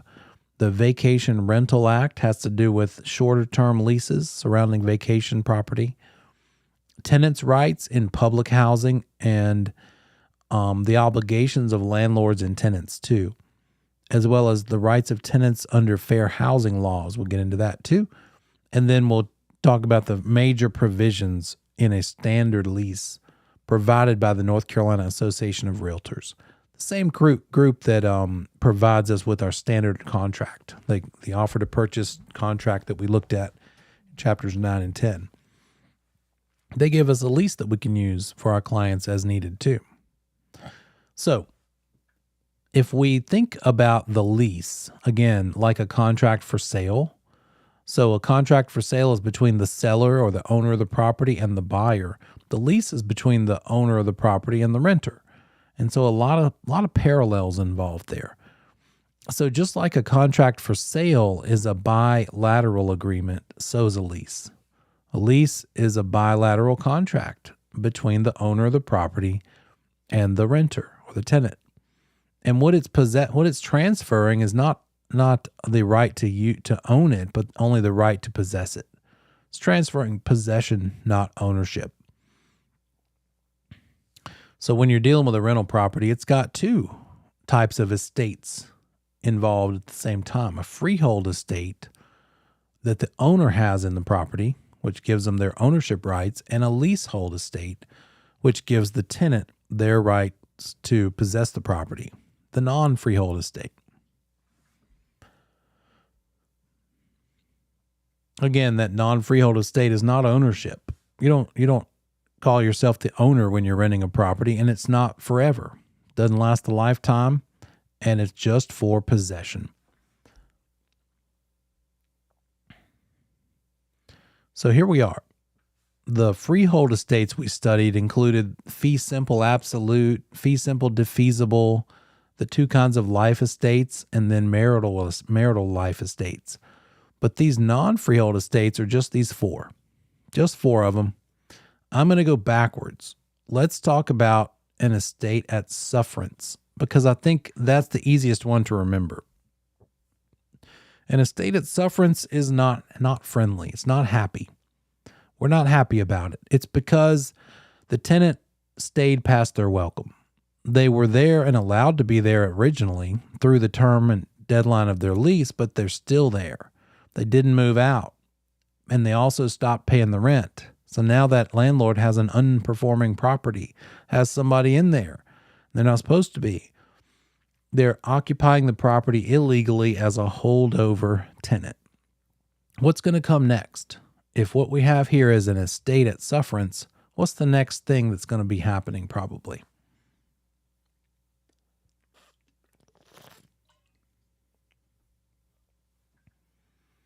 You got it. That legal action called eviction. And it's kind of funny, the eviction that we're talking about here, the legal term for that type of eviction doesn't even have the word eviction in it. It's actually called summary ejectment, right? You're ejecting them from the property or having them ejected from the property eventually.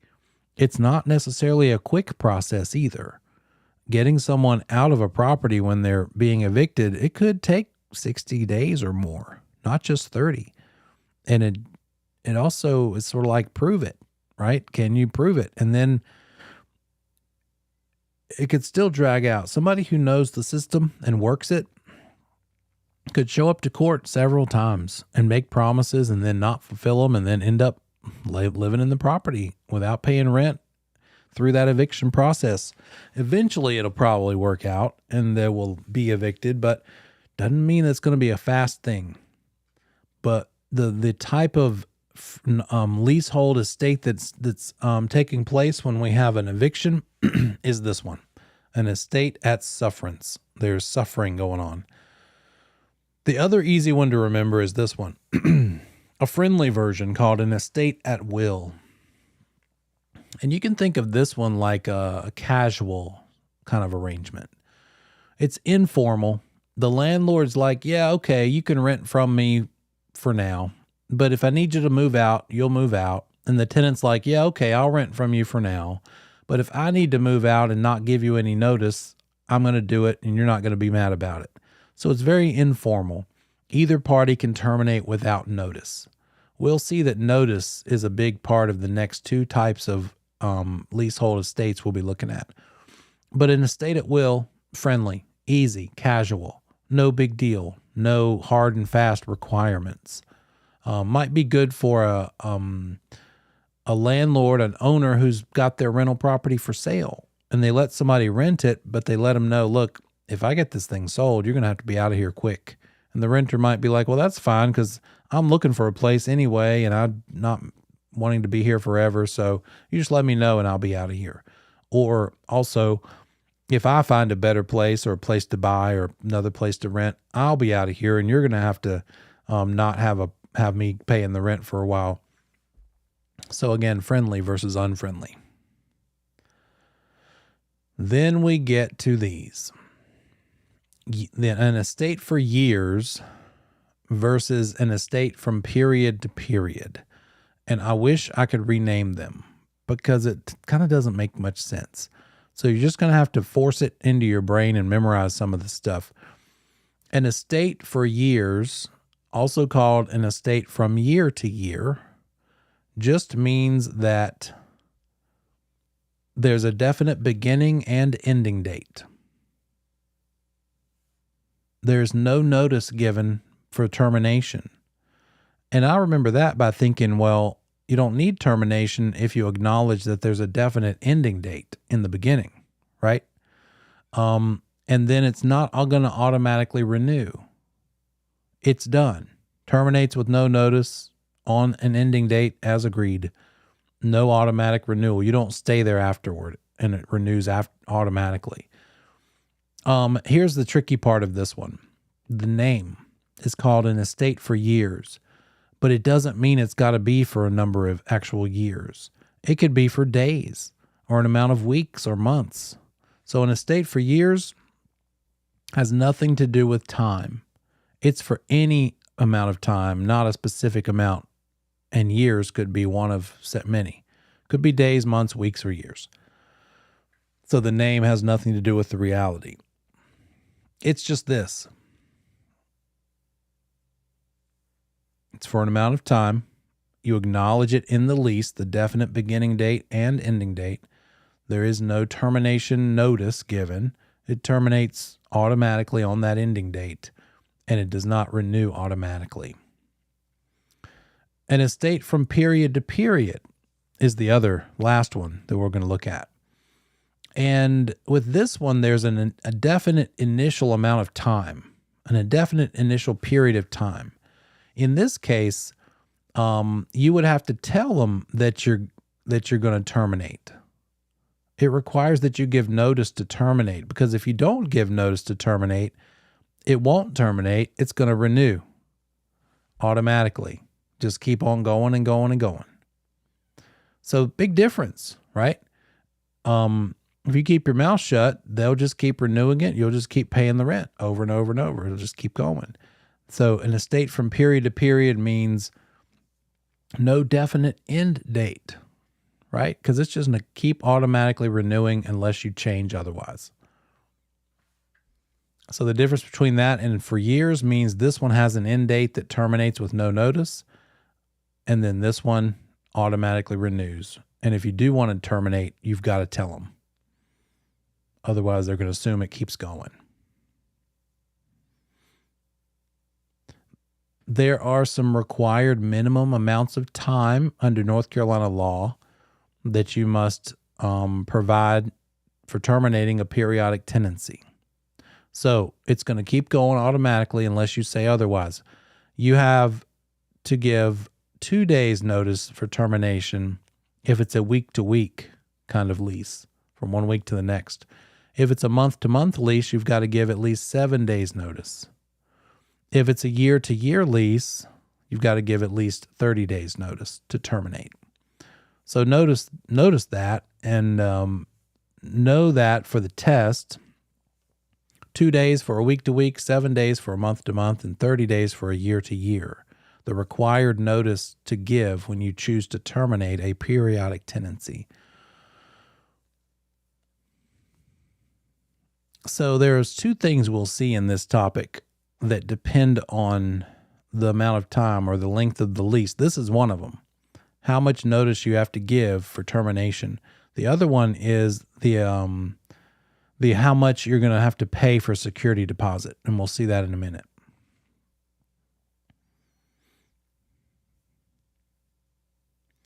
There are some different types of leases. We might see one called a fixed lease, which means that you're paying rent only. You're not paying expenses or anything based on income. It's just, hey, what's the rent? And the landlord covers the expenses. So a fixed lease, you're only paying rent. Landlord pays expenses. A percentage lease, tell me in the chat. Well, it's telling you here. A percentage lease says that the tenant is going to base their rent on how much money they're making or how much profit their business is getting.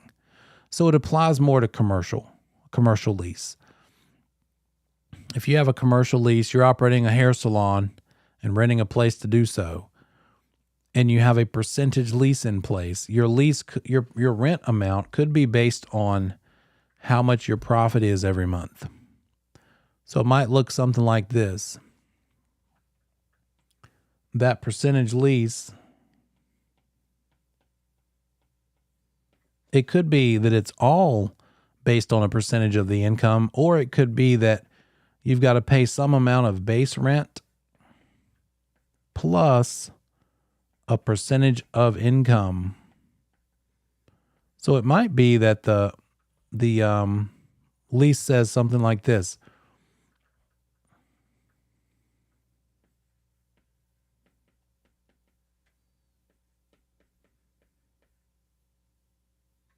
Rent is $1,000 a month base, and then 10% of the profit that month. So your rent in a given month would be $1,000, plus if you did $5,000 in profit, whatever 10% of 5,000 is, another $500. So your rent that month is $1,500. So that's what a percentage lease is. It's based on how well you do. And you might like that because you're not going to have to pay as much if you don't make as much in a given month. Or if you make more, you'll just have to pay a little more. So be able to do that kind of math, be able to recognize, okay, is there a base in the problem they're talking about? And then is there a percentage of the income or the profit? It might not be 10% of the profit. It might be that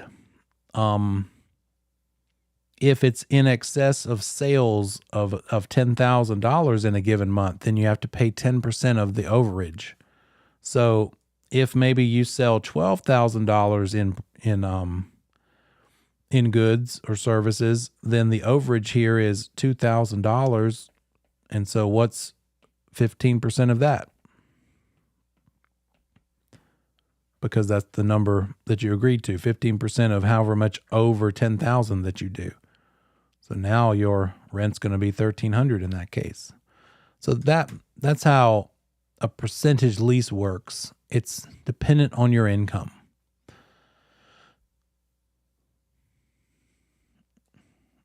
That's not coming from me.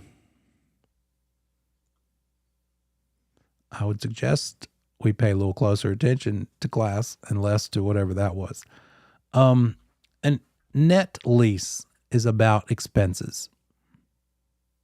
That has to do with how much are you expected to pay toward expenses. So your rent, paying your rent based on also including however much the expenses are. Expenses, another an acronym for the expenses is TICAM. When you're looking at commercial leases, you'll see the acronym TICAM, which stands for taxes, insurance, and common area maintenance. Taxes, insurance, and common area maintenance. How much of those things are you expected to pay in a net lease? That's how you know what you're going to have to pay in that net lease, a percentage or portion of those expenses. So just know that the difference between a percentage lease and a net lease. Percentage is based on income, net is based on expenses.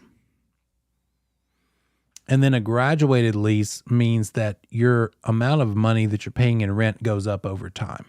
Maybe they give you a break the first year and charge you a little bit below the market rate. And then next year, you're going to have to pay another $100 a month all year. And then maybe the next year it graduates up even more. The idea maybe here being a new business can give them a break in the early days. And then as they do better and grow, their rent goes up too. But they got a lower than typical rent in the beginning when they needed help the most. So graduated lease, rent increases at predetermined intervals. Some other kinds of leases include when you lease the land itself, but you own the building on the land. So you pay to build the building on the land, but you're just renting the land. That's a ground lease. Could also be related to sort of an oil and mineral ground lease, right? Or subsurface rights are leased. The rights to drill for oil or mine for minerals underneath the surface. And then a full service lease is when those commercial tenants are sharing in those common area expenses in that TICAM list of expenses. What are some provisions we could find in a typical lease? It goes back to the contract. Think about what makes for a valid contract. The essential elements to a valid contract look a lot like the essential elements to a valid lease, right? Some essential provisions that must be in a lease for it to be considered a valid lease: mutual agreement. Mutual agreement. The parties agreeing, right? Consideration. How much are you paying? Something of value in exchange for renting this property. That consideration could be that your grandma lets you live there rent-free, right? That's an item of value. The capacity to contract.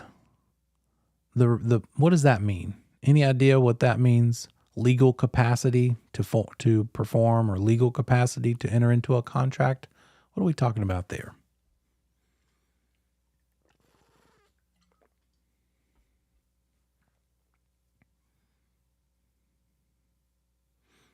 That's one of them. That's good. Legal age. There it is. 18, sane and sober. You got it. Yeah. Are you of age? Were you sane when you signed it? Were you sober when you signed it? So your legal capacity to enter into a contract. And then the point of it. What's the objective of this lease? That has to be spelled out there too. Was it a legal one? It better be a legal objective, right?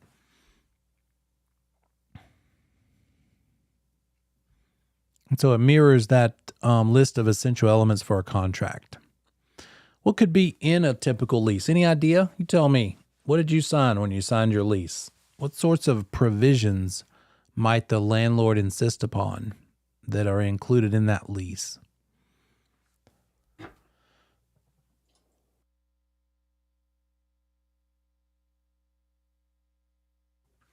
That's a good one. maximum occupancy, how many people can live there. That's good. There it is, another good one. Repairs. Yeah. How are we handling repairs? Maybe to a certain price point, the tenant covers it. If it's like up to $50, then the landlord covers the bigger stuff. What else? How many people can be there? How much in repairs you might be responsible for? Yeah. Fixtures. What's a fixture versus not a fixture? What about like in the commercial side of things? A commercial lease.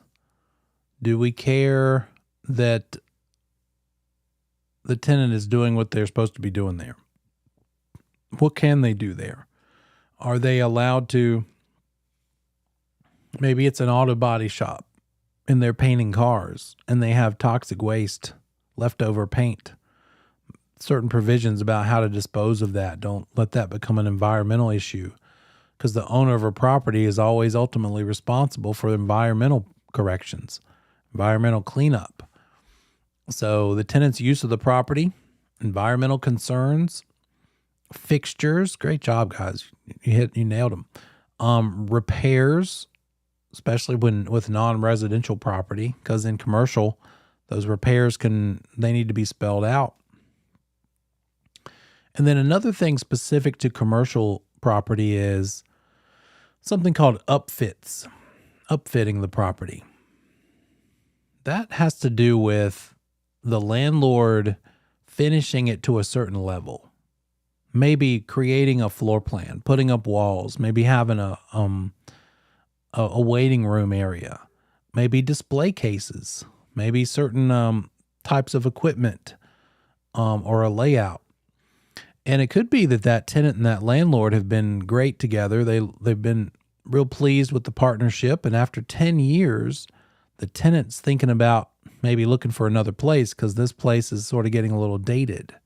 So it could be that the landlord says, well, if you'll go ahead and renew your lease with me for another 5 years, I will do a free upfit for you to bring this up to speed. The carpet needs to be replaced. The beige paint needs to be replaced with gray. Let's upgrade the colors, the color palette, and make this look fresh and new again. So that could be part of that lease renegotiation to keep a good tenant in place. With repairs, typically tenants have to make what are called ordinary repairs. And if not, they're held liable for something called wasting the property. If they let it get into too far of a disrepaired state, they could be guilty of wasting the property. Usually there's a walkthrough in the beginning. Let's see what all the problems are with this property and acknowledge that, so that when you move out, there shouldn't be additional ones beyond what we address right here on day one. So that tenant's required to return the premises to the same condition that they got it in, allowing for ordinary wear and tear, because that's just going to happen. Anytime somebody's living in a place, the carpet's going to get a little more worn. Maybe the paint, maybe the edges of the door facing where you touch it with your hands, maybe the door itself, things just get worn. So allowing for ordinary wear and tear should be in pretty much the same condition as it was. No significant damage. Those upfits, pretty much what we already talked about. The landlord in commercial would give maybe an initial customization depending on the tenant's needs. Then, in order to keep them there, might offer to upfit again a few years later to freshen up the place. Some more major provisions of a lease might include the right for that tenant to sublease it to another tenant. Once upon a time, I left a real estate company because they didn't back me up. And so I started my own company, started my own firm years ago. And then the biggest mistake I made probably in my whole career was at that moment, out of emotional response, I thought, well, I need to stay in this area, so I'll just rent some office space right around the corner from this firm and make my own little firm. I didn't need that space. Looking back, I could have met people at coffee shops, or their houses. I didn't need to commit myself to a 3-year lease. And I think it was like $900 a month for 3 years. Well, eventually I realized this. And thankfully the CPA next door was looking to expand. And so I was able in year 3, instead of paying that lease for another year and not really getting much out of it, I was able to sublet to him. And I'm not sure if it was actually subletting to him or assigning it to him, but one or the other. I could either assign the lease into his name and now it's him on the lease, or I could have been a leaseor to him. So he pays me and I pay the landlord. So that would need to be allowed and allowed for in the lease. That's what those things mean. How long is that lease for? What happens at renewal? Maybe it converts to a month-to-month. It's originally for 12 months, but then it converts to a month-to-month lease, probably at a higher amount, right? Every certain amount of time, they probably have the right to bump the rent up. It's going to spell out in that lease what happens if you don't pay the lease, what happens in default. It might also spell out in that lease if you, the tenant, have the right to maybe buy it. Maybe the landlord says, look, if I ever decide to sell it, I'll give you first right of refusal or first right to purchase it. One of them means that if they want to sell it, they'll let you be the buyer first if you choose to. The other one means if another person offers to buy the property from them, they won't sell it to them until they check with you first. They'll give you the first right of refusal when they get an offer from someone else. And these are pretty typical provisions in a lease if it's a landlord who might possibly want to sell the property at some point and is at least open to the idea.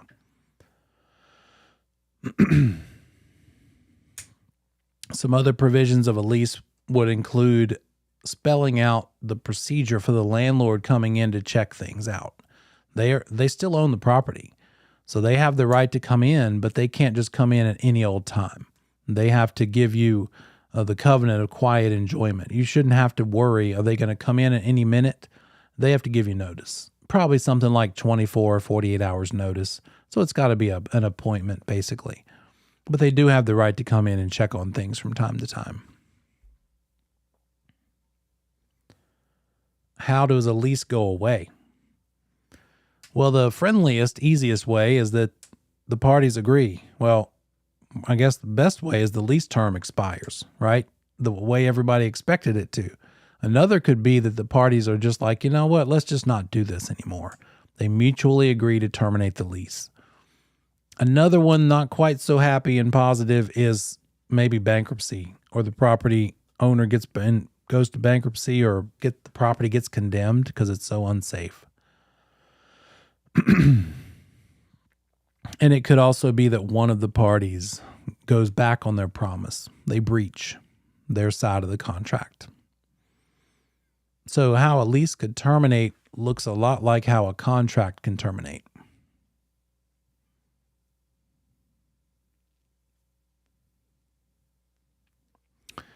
There is a provision within this thing called the statute of frauds. Remember, the statute of frauds says if a legal document is not in writing, then it's not enforceable. If all you have is an oral contract, then you don't have anything enforceable in a court of law. Same for the leases. They fall under the statute of frauds when it's a lease over 3 years.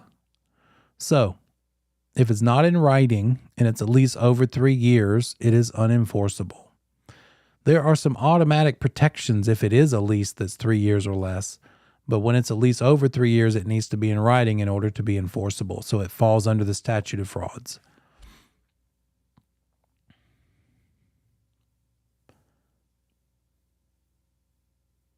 Same thing.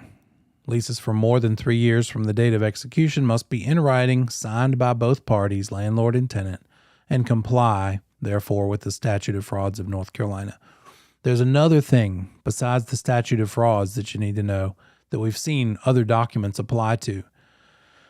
Again, the statute of frauds means something has to be in writing in order to be enforceable. Write that one down if you haven't got it in your notes yet. Must be in writing to be enforceable. That's what it means for the statute of frauds to apply to something. The other one is this, the Connor Act. The Connor Act is about recording something. A legal document must be recorded to protect against third-party claims. That's the Connor Act. Must be recorded to protect against third-party claims. So leases longer than 3 years must be recorded in order to protect the leasee. It's sort of a unique thing about this time frame on leases. In other words, if it's a lease for longer than 3 years and the property is sold, the new owner does not have to honor the lease. They could kick out the tenant. So the only way for that tenant to be protected, if it's a lease longer than 3 years, is for it to be recorded. That keeps them safe from being evicted if a new owner buys the property and chooses to kick them out. It's not necessary if it's less than if it's 3 years or less, because there are some automatic protections built in that keep that from happening. So the Connor Act needs to apply for anything over 3 years to keep that tenant from having to move out. So again, the statute of frauds is about it being in writing to be enforceable. The Connor Act means it needs to be recorded to be protected against third-party claims. Yeah, sure.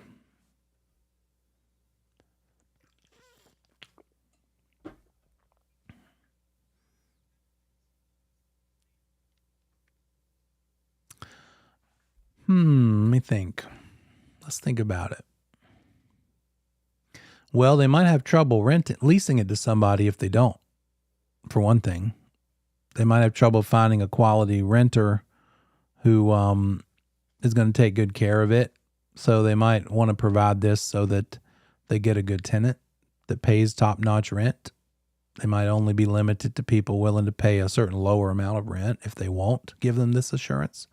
But that's a good question. It's a good business question. Gets right to the heart of it. Why should I do it? Right? Good question.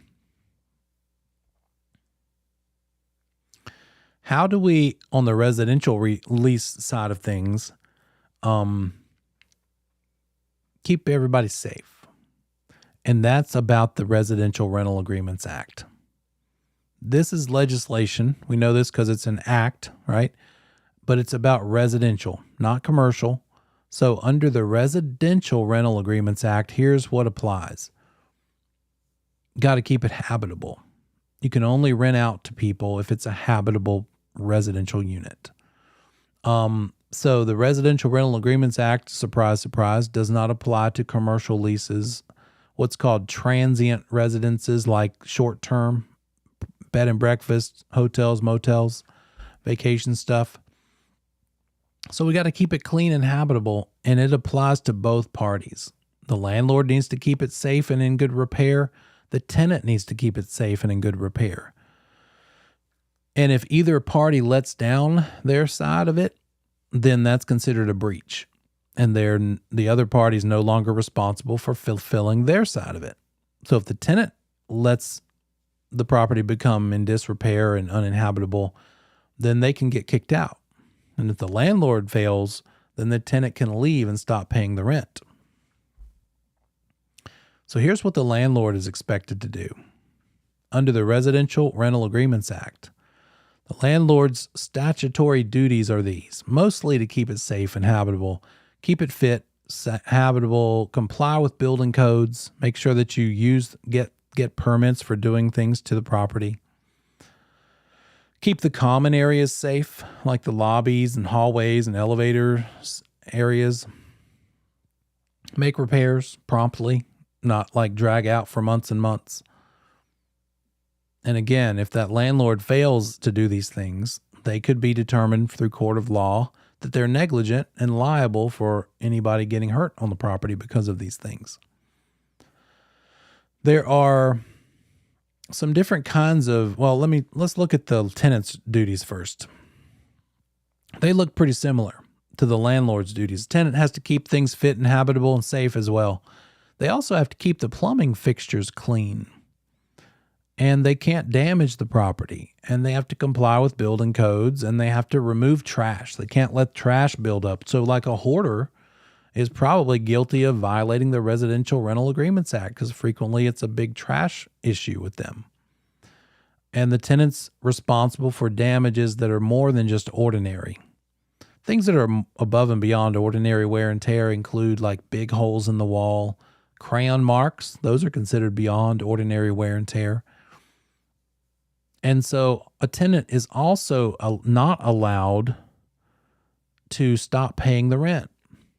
Even if the landlord does something to break their side of the deal. If the landlord doesn't fix things and things are unsafe, the tenant cannot stop paying rent, even if, as long as they choose to still live there. If they move out, they can stop paying rent, but they can't keep living there and stop paying the rent when the landlord makes it unsafe. That's called constructive eviction. The landlord has failed to keep their premises uninhabitable. They've failed on their end. They've breached. The tenant can say, I'm moving out and I'm not paying you rent anymore.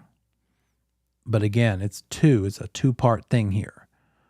They're not allowed to just move out. They're not allowed to stop paying rent, but they can do both. Under constructive eviction, they're basically evicting themselves. There are some other kinds of eviction.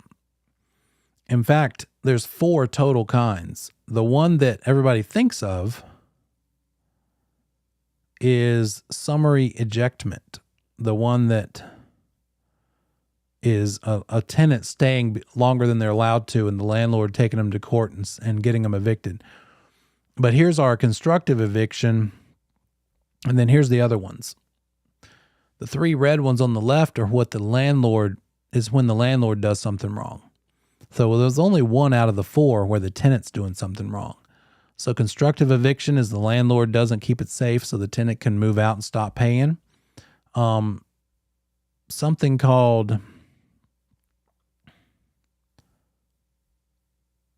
well, there's the normal one, summary ejectment. The only one legal for a landlord to do, and it involves the court, so it's a judicial form of eviction. Here's self-help eviction. This means the landlord or the leaseor is doing something like they're basically bullying the tenant. They're either turning off the utilities, they're changing the locks, or they're removing the front door.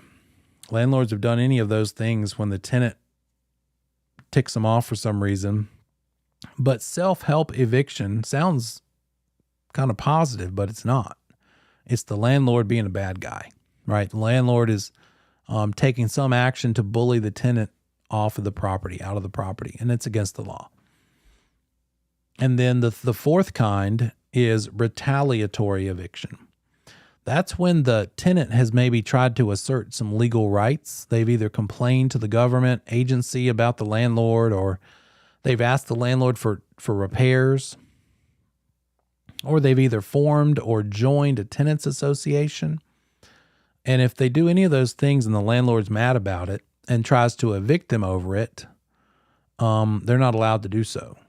The landlord would be guilty of retaliatory eviction, and then the tenant could still live there for 12 months. They're protected for 12 months if the landlord tries to evict them retaliatorily, right? Retaliatory eviction. So yeah, out of those 4, the only one where the tenant is the bad guy is the summary ejectment one.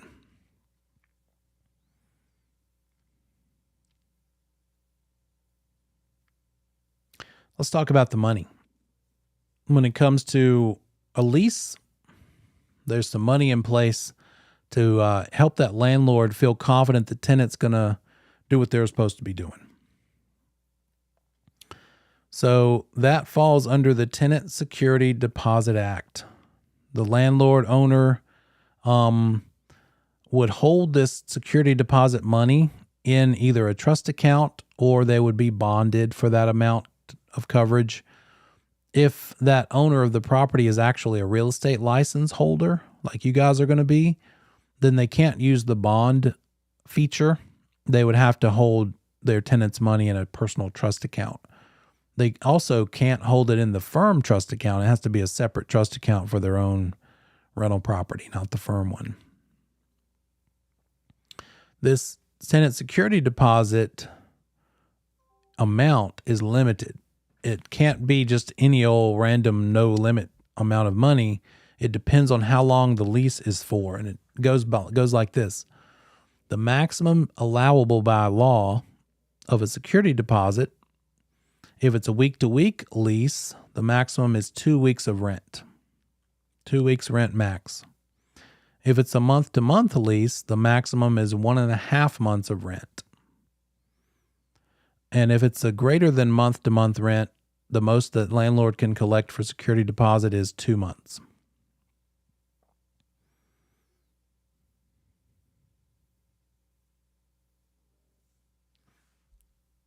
So again, notice that the duration of the rent affects both the notice required to give of termination as well as the amount charged for security deposit.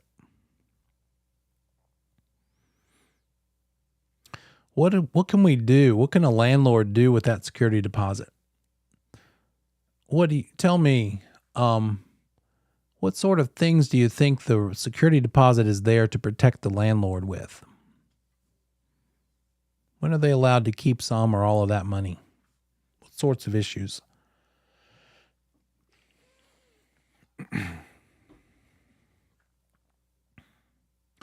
That's a good one.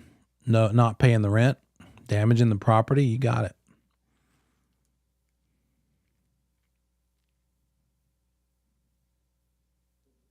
What if they move out early? The landlord was counting on them being there 12 months, but they move out after 7. That's like 5 months of no rent. So they would have some of that, but they also might have the cost to get a new tenant in there. So it turns into quite a few items here that a landlord can use that security deposit for. Not paying the rent, damaging the property beyond normal wear and tear, not renting for the entire promised amount of time. Oh, it might be that the tenant didn't pay some bills and those unpaid bills turned into a lien against the property. And then the cost of re-renting the property. And then finally, if they do have to evict, the court costs that they have to pay to carry out that eviction. If they actually do have to, they are only entitled to the actual losses they suffered. So this is what you can do with that security deposit money.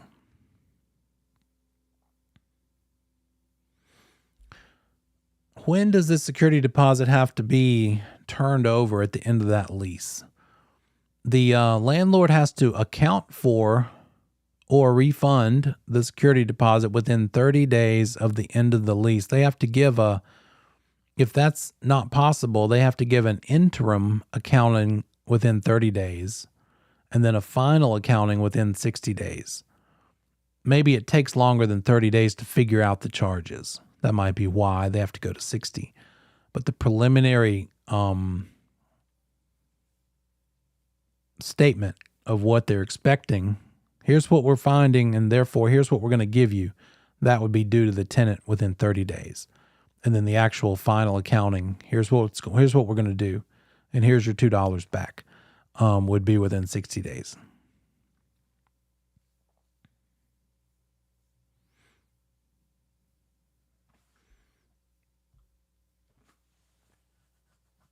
So that landlord has to either account for or refund the security deposit within 30 days of the end of the lease. And again, if that's not possible, then they would give an interim preliminary, in other words, accounting within 30 days and then a final accounting within 60. What about pets? What would the landlord do if there's a pet?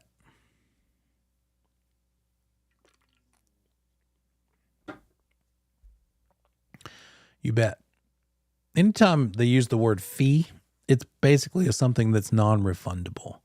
So we're not talking about pet rent, although that could be also another provision. But a pet fee is just like, hey, I'm a landlord. You have a pet, then I want $300, and it's non-refundable. I can spend it immediately because I may or may not be giving it back to you, but I don't have to. So it's the charging of a separate non-refundable fee because of pets. And the landlord can go ahead and spend it. It's not going back to the tenant ever. What if that animal living there is not a pet, but in fact a service animal? Can they charge a pet fee if the person has a seeing eye dog?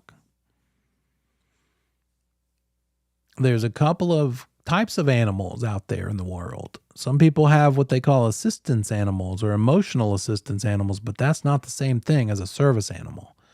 Service animal, and it used to be including horses. You could have a mini horse. I know, there you go.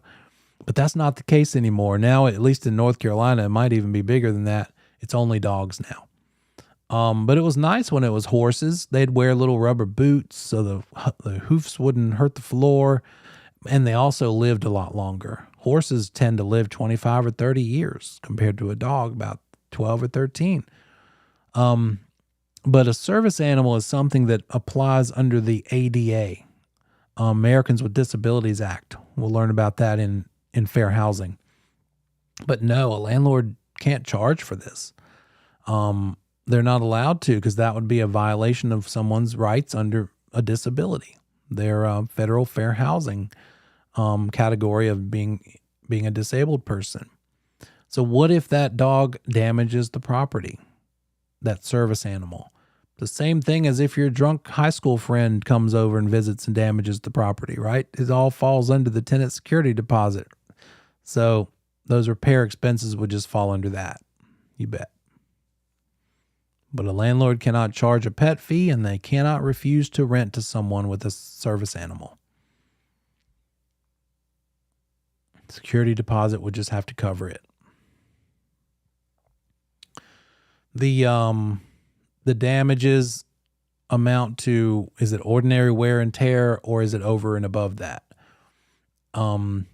So again, that's like major holes plus crayon marks plus dirty bathroom fixtures, plumbing fixtures, big holes in carpet, things like that. When it's a short-term rental, like a vacation rental, there's a legislation for that too called the North Carolina Vacation Rental Act. It's for durations of leases that are less than 90 days. The tenant can't be using this as a primary residence. They have to have their own normal, regular primary residence. And if a vacation rental property gets sold, the new owner has to honor all leases in place for 180 days. So the new owner of a vacation rental property has to allow whatever leases are on the books for 180 days from when they buy it.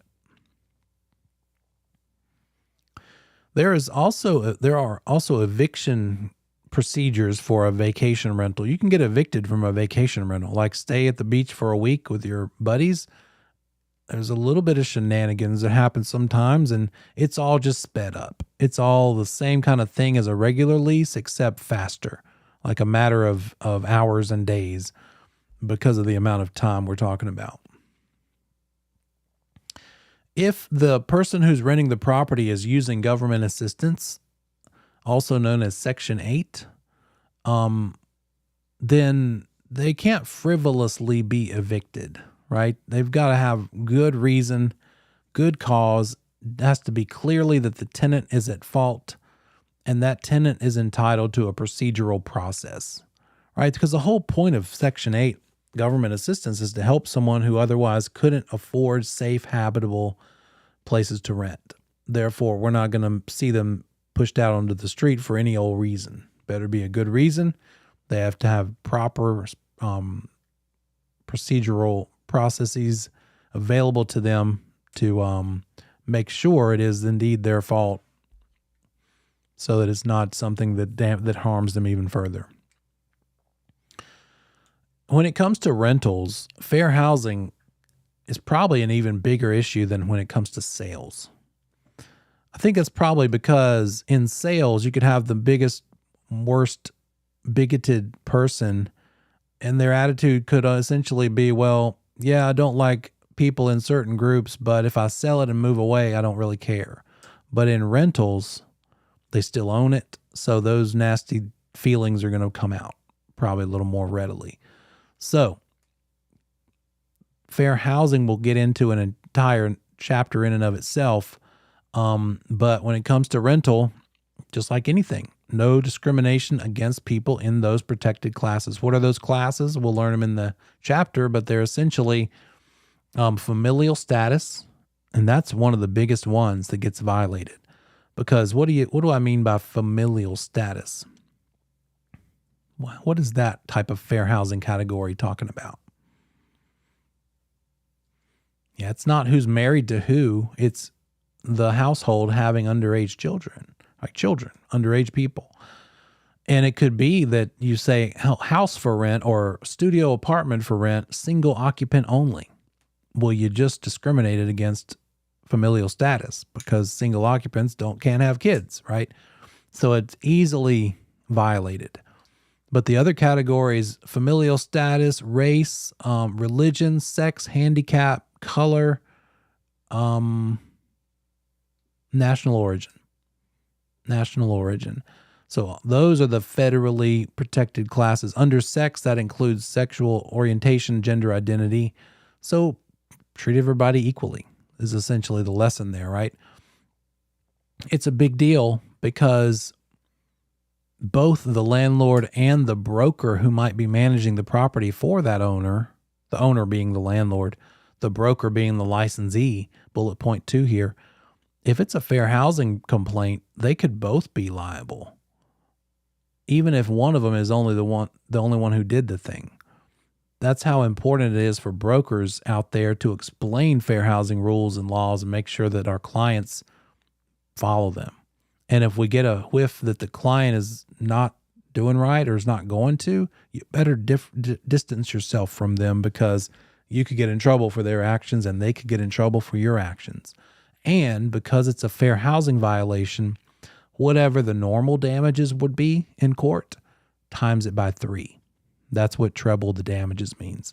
That's how big of a deterrent they're making it to keep fair housing in check.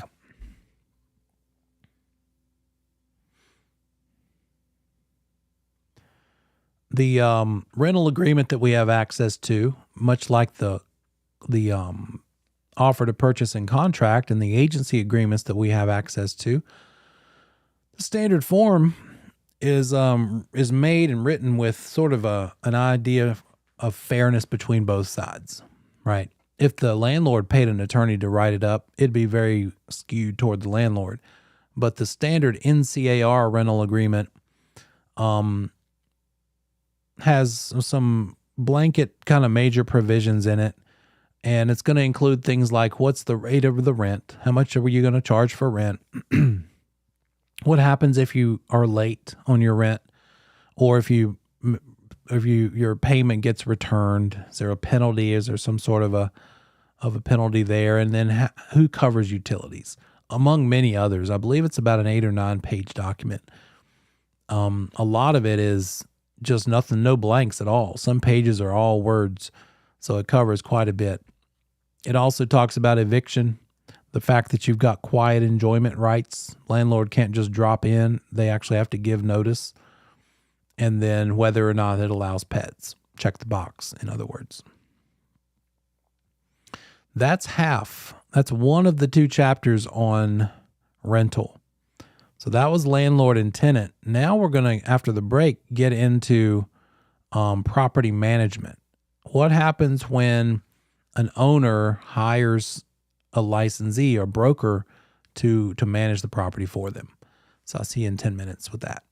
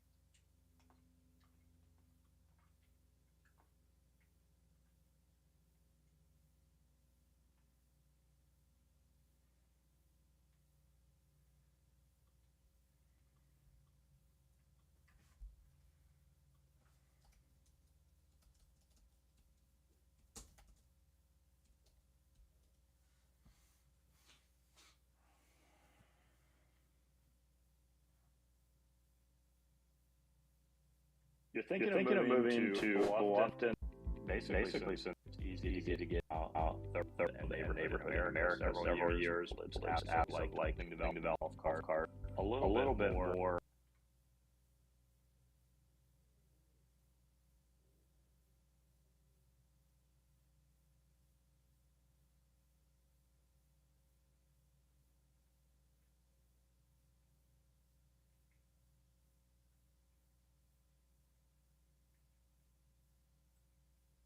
So you're thinking of moving to Beaufort, And it almost feels like it's on the water.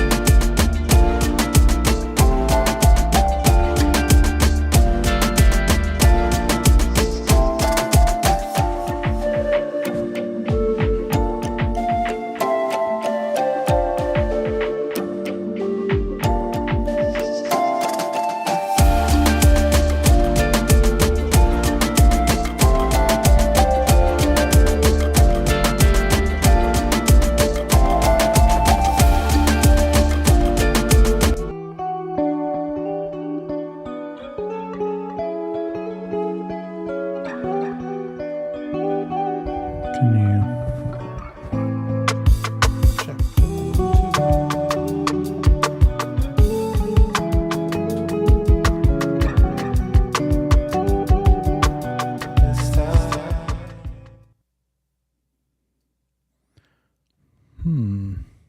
Can you hear me, guys?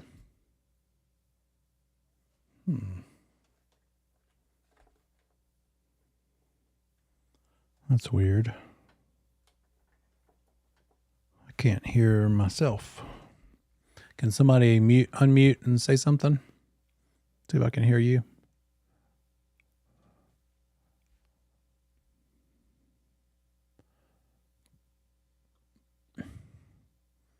There. Is anybody talking to me?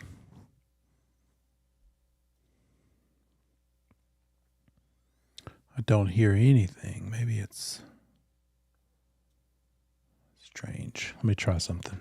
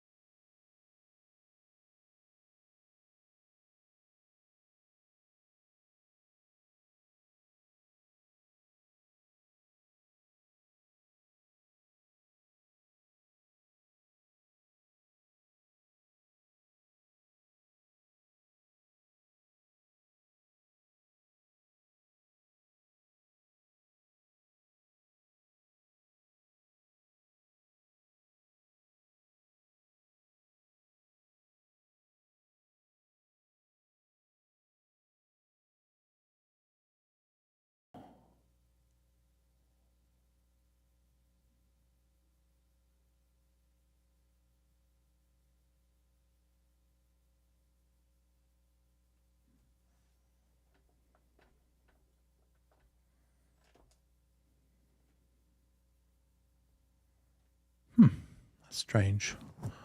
All right, let's see. All right, talk to me again. Hello? Hello? Hello? Hello? Try. How about now?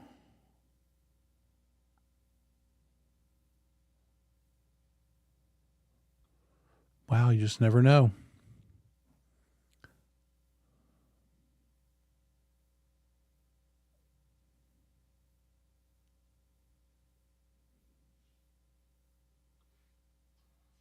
Can you hear now? Yeah, I got you now. Can you hear me? Yes. All right. Is it kind of faint?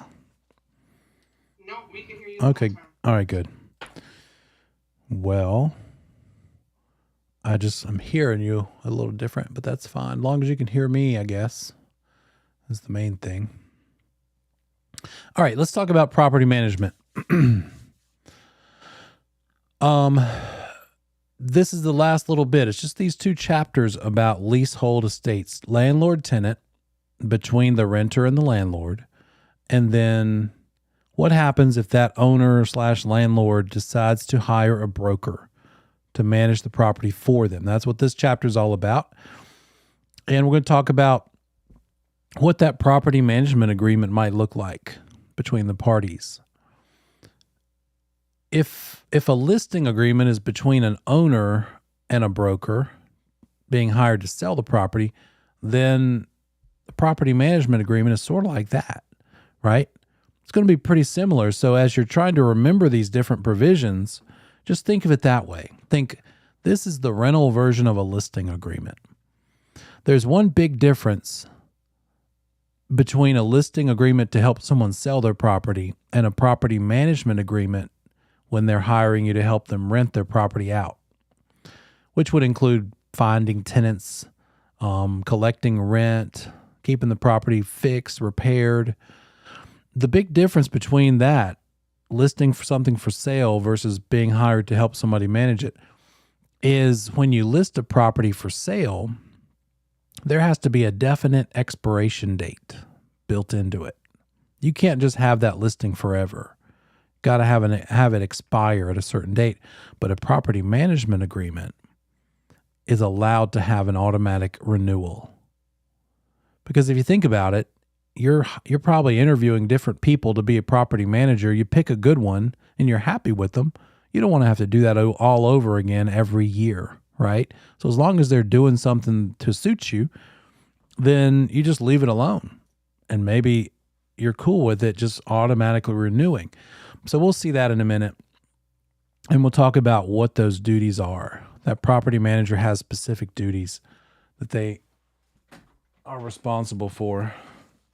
Let me try something real quick. So what's required to do property management for someone? Well, it's not allowed for a it's not allowed for a provisional broker to do property management. You've got to, still nothing on my end. Okay. You've got to, how about there? Okay. Okay. I give up.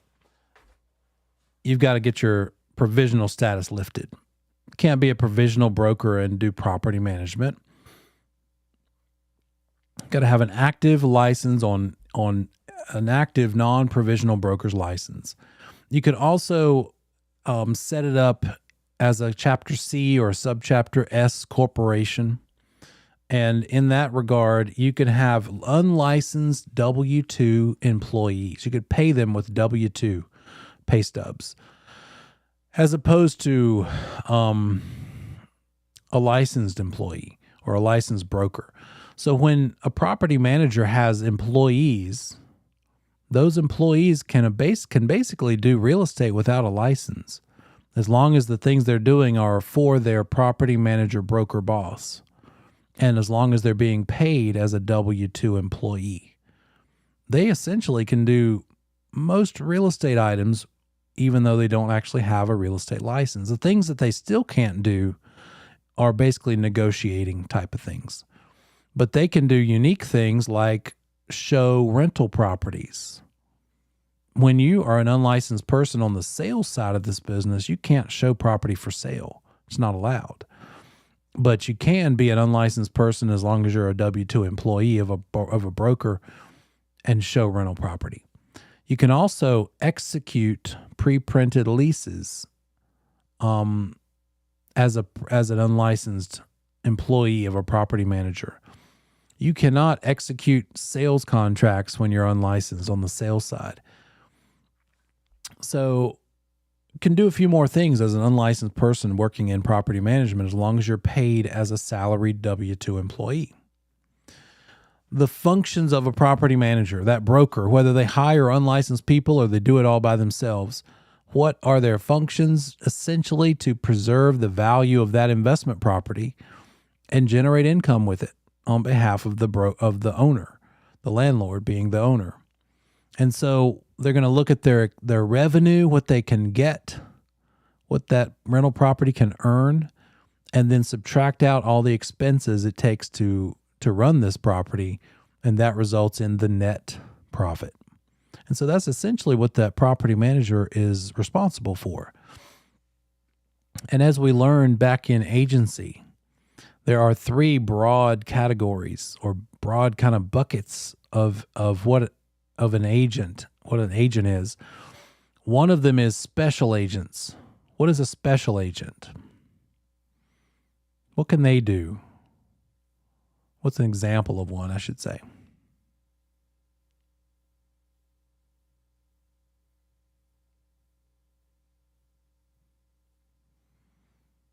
Example of a special agent.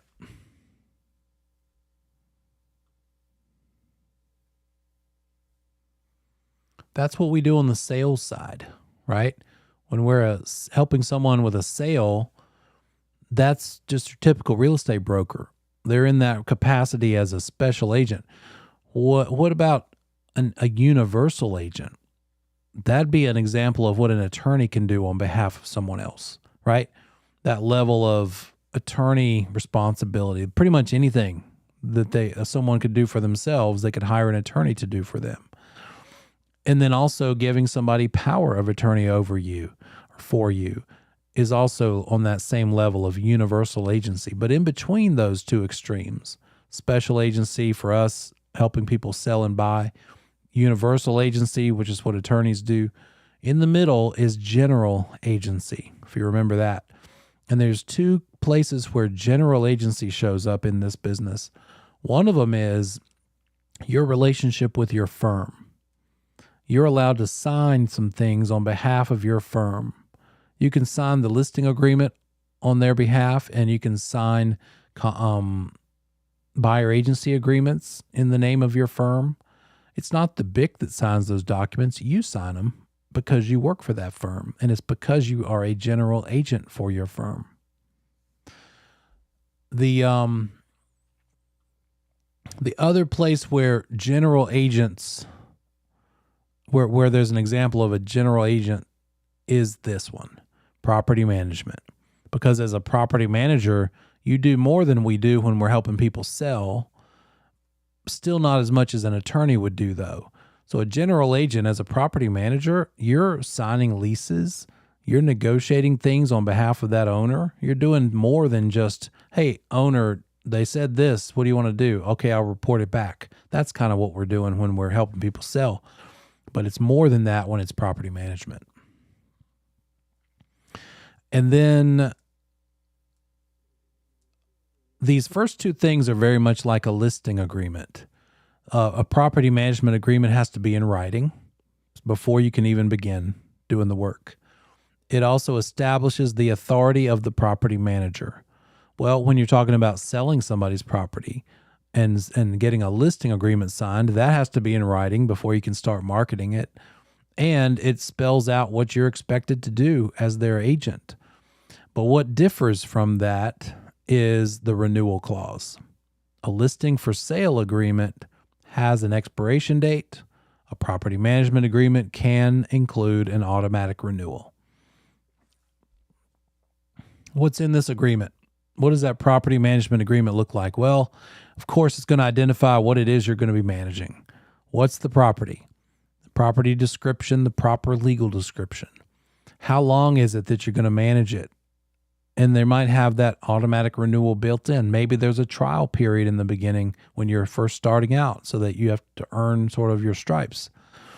It's going to spell out what the manager is responsible for and what the owner's responsible for.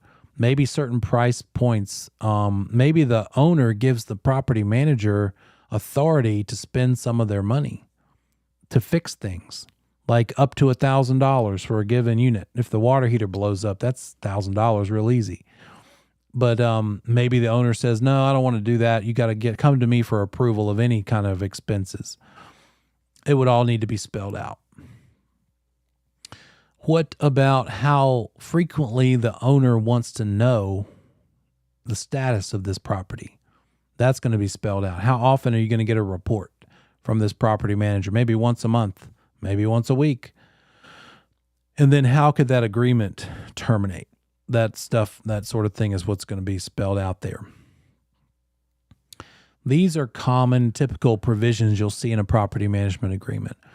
But there are some things, there's 4 in particular that are testable, you need to write in your notes, that a property manager would never do. What things would a property management agreement never have in them for that property manager to do on behalf of the owner? Here they are. Property manager is never allowed to make capital improvements to the property. So that would mean the owner says, hey, I think if we build a garage onto this property, that we can get more in rent. That would not be for the property manager to handle. That's for the owner to deal with. They can't just delegate that to the manager and say, go hire somebody, go oversee the project, see that they build a good garage. That's for the owner to hire out a general contractor and see that that capital improvement is made. So that's not in the scope of what the property manager does, make capital improvements to improve the capital of the property. It's also not the responsibility of the property manager to determine where to put the profits made on the property. Reinvesting profits is not the decision of the property manager. That's another one for the owner. Who maybe would be a better advisor to the owner to determine where to reinvest profits?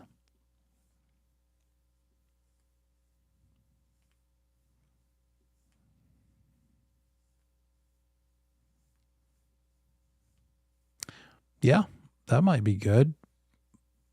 But we're talking about, there we go. Yeah.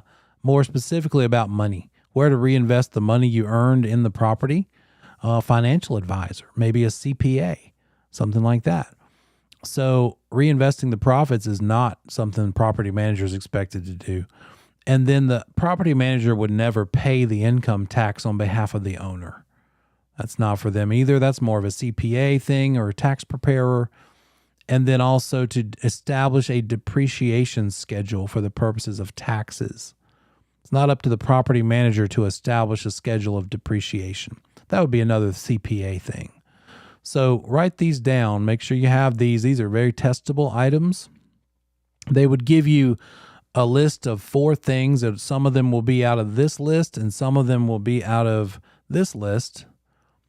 So know if the question is which of the following is never something a property manager would do for an owner or their client, it would be one of these things. It's probably going to be mixed in with some of these normal things they are expected to do, but then you got to recognize they can't make capital improvements, they can't reinvest the profits, they can't pay the owner's income tax, and they can't establish a depreciation schedule.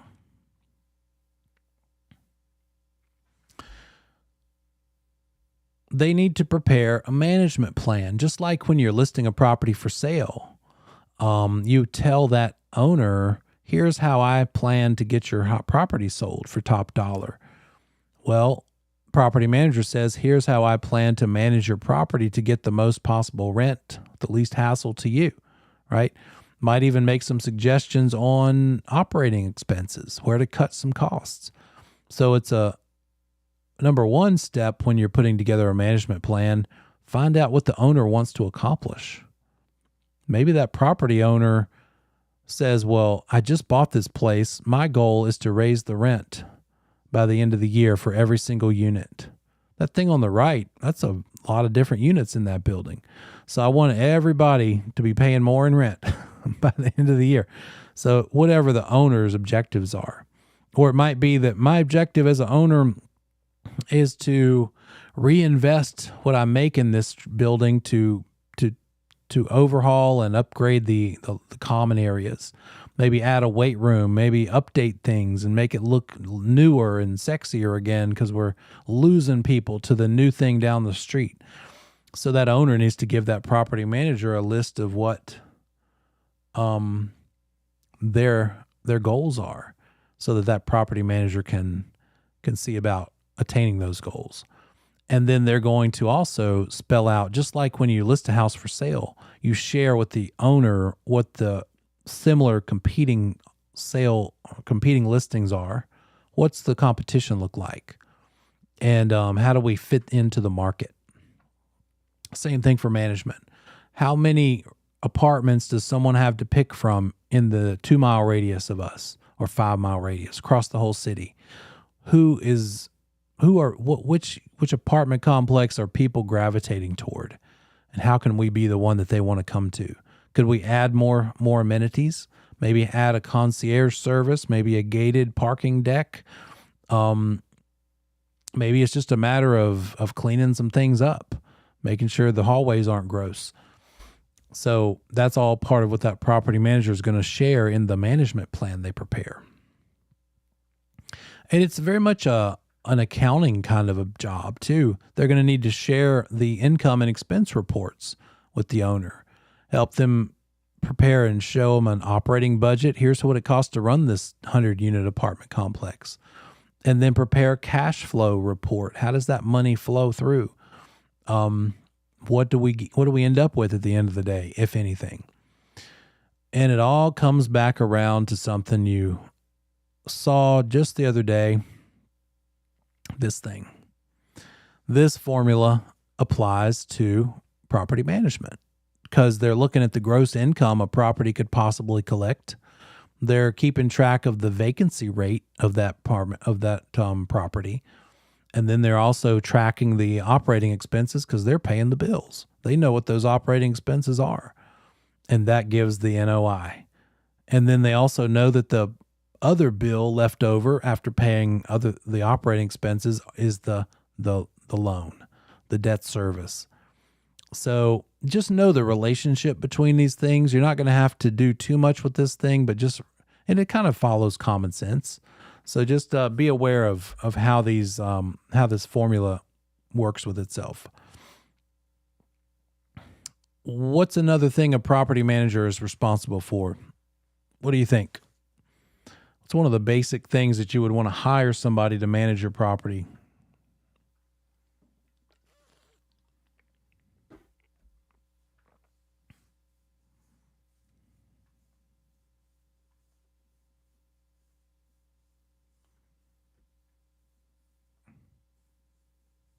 There it is. There's one. Collecting rent, that's a good one. But how about this one? Collecting rent from who?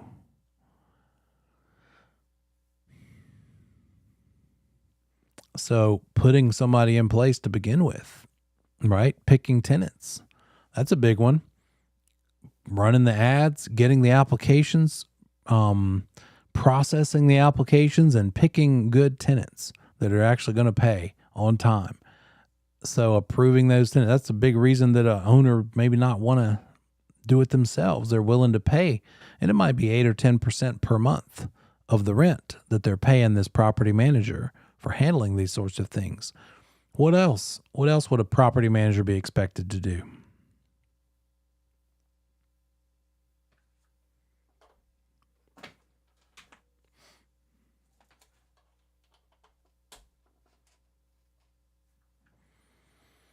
Yeah, maintain it. There's a good one. Repairs. Make repairs to the property. Maybe if it's a big enough property, they need to hire some help. It's more than just they can do. So they got to hire a staff, maybe a manager, on-site manager. They're running the property, but they have somebody on site making sure that sort of maybe even a custodian or repair person or housekeeping crew. And then depending on the property and the use of it, proper disposal of things, right? Environmental concerns. And then since it's a property with public access, quite possibly, it must comply with the Americans with Disabilities Act, ADA. That's also who's responsible for service animals. But ADA applies anytime that there's like public lobbies, public access. Got to make sure that the general public, regardless of their abilities, including the disabled, can have wheelchair ramps, have access to everywhere. So that's a big deal, both in the amenities of the building, wide enough doorways, ramps where there's stairs, also having a ramp access. And then also employment issues, because at a certain level of having a certain number of employees, you've got to comply with ADA for them too. And that all falls in the lap of the property manager. As far as risk control or risk management, that's another big aspect of the property manager duties. They need to find ways to avoid risk. Is there a swimming pool? Is there a fence around it? Is it in good repair? Does it have locking gates? Do the residents keep blocking the gate, keeping it open, making things unsafe? What about retaining risk? Having an insurance policy with a large deductible, shopping for new insurance, making sure it's the best rate you can get. Controlling risk through things like fire suppression. And then there's the insurance policy one. Transferring it, shopping around for policies as needed.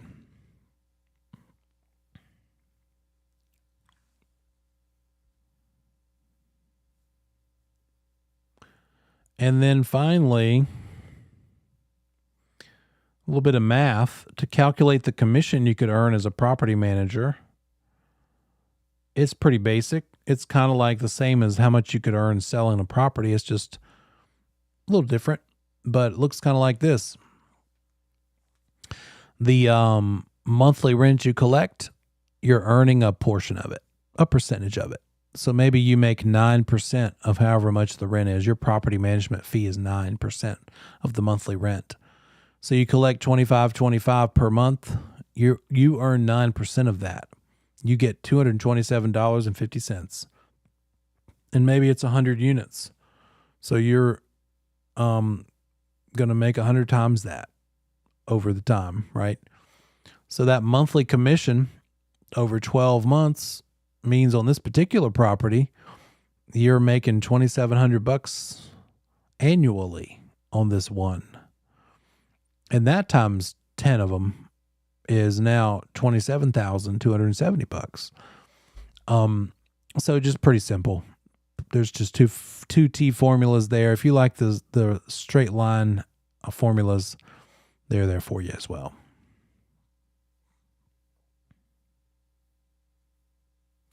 What about if the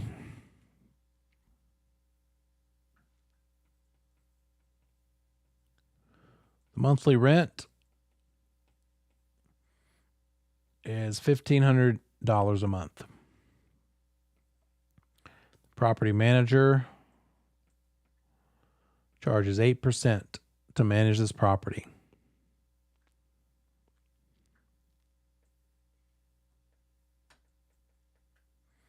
And the property is a duplex. How much would that property manager earn in a year for managing this duplex if it's 100% fully occupied the whole year?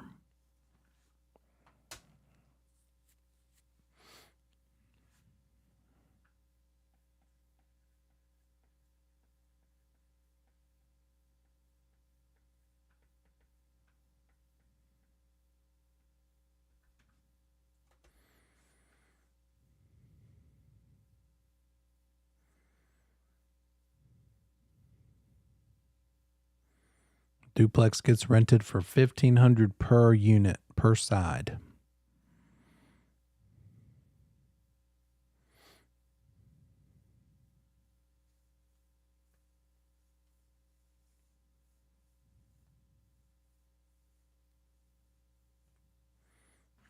Set it to private, and let me get an answer from everybody.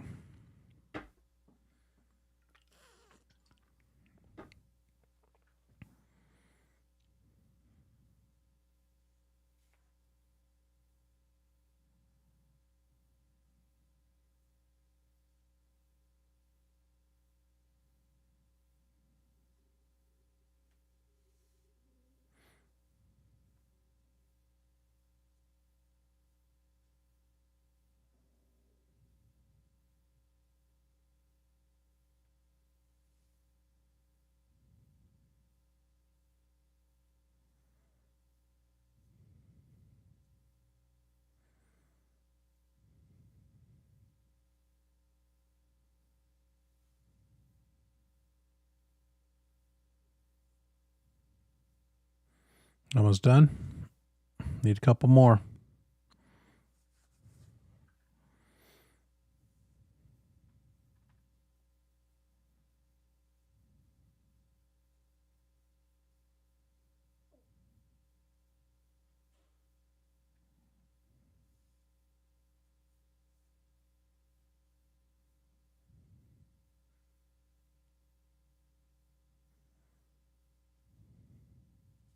That's right. How much did that property manager earn in 1 year for managing this duplex?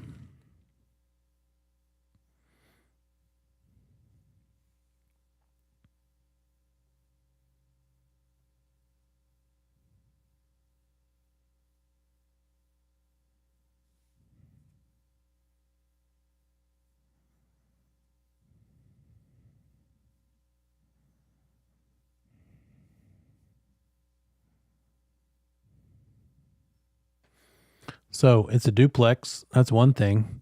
And it's $1,500 per unit. So that's $1,500 twice. So that's $3,000 per month. And if it's $3,000 per month, and the property manager's making 8% on that,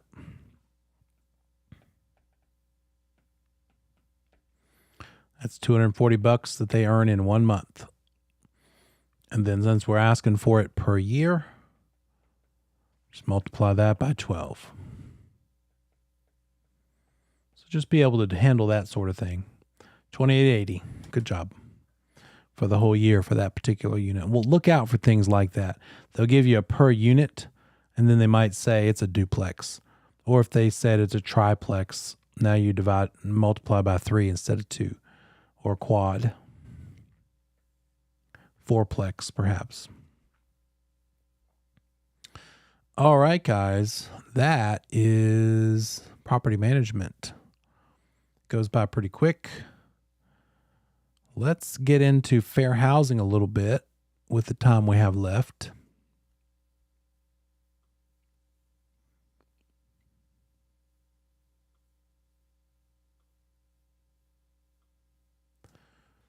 And we're going to look at the both federal and state fair housing laws. Look at how they get enforced. See how they apply to us as brokers. Because they can really, there are testers, by the way. There are testers who are hired to call us and say, and ask questions and act like a prospective tenant. And we better have our answers straight. We better be down pat. Better know how to answer things, inquiries from clients, and not break fair housing laws. Do you think a tester has to admit they're a tester if you confront them?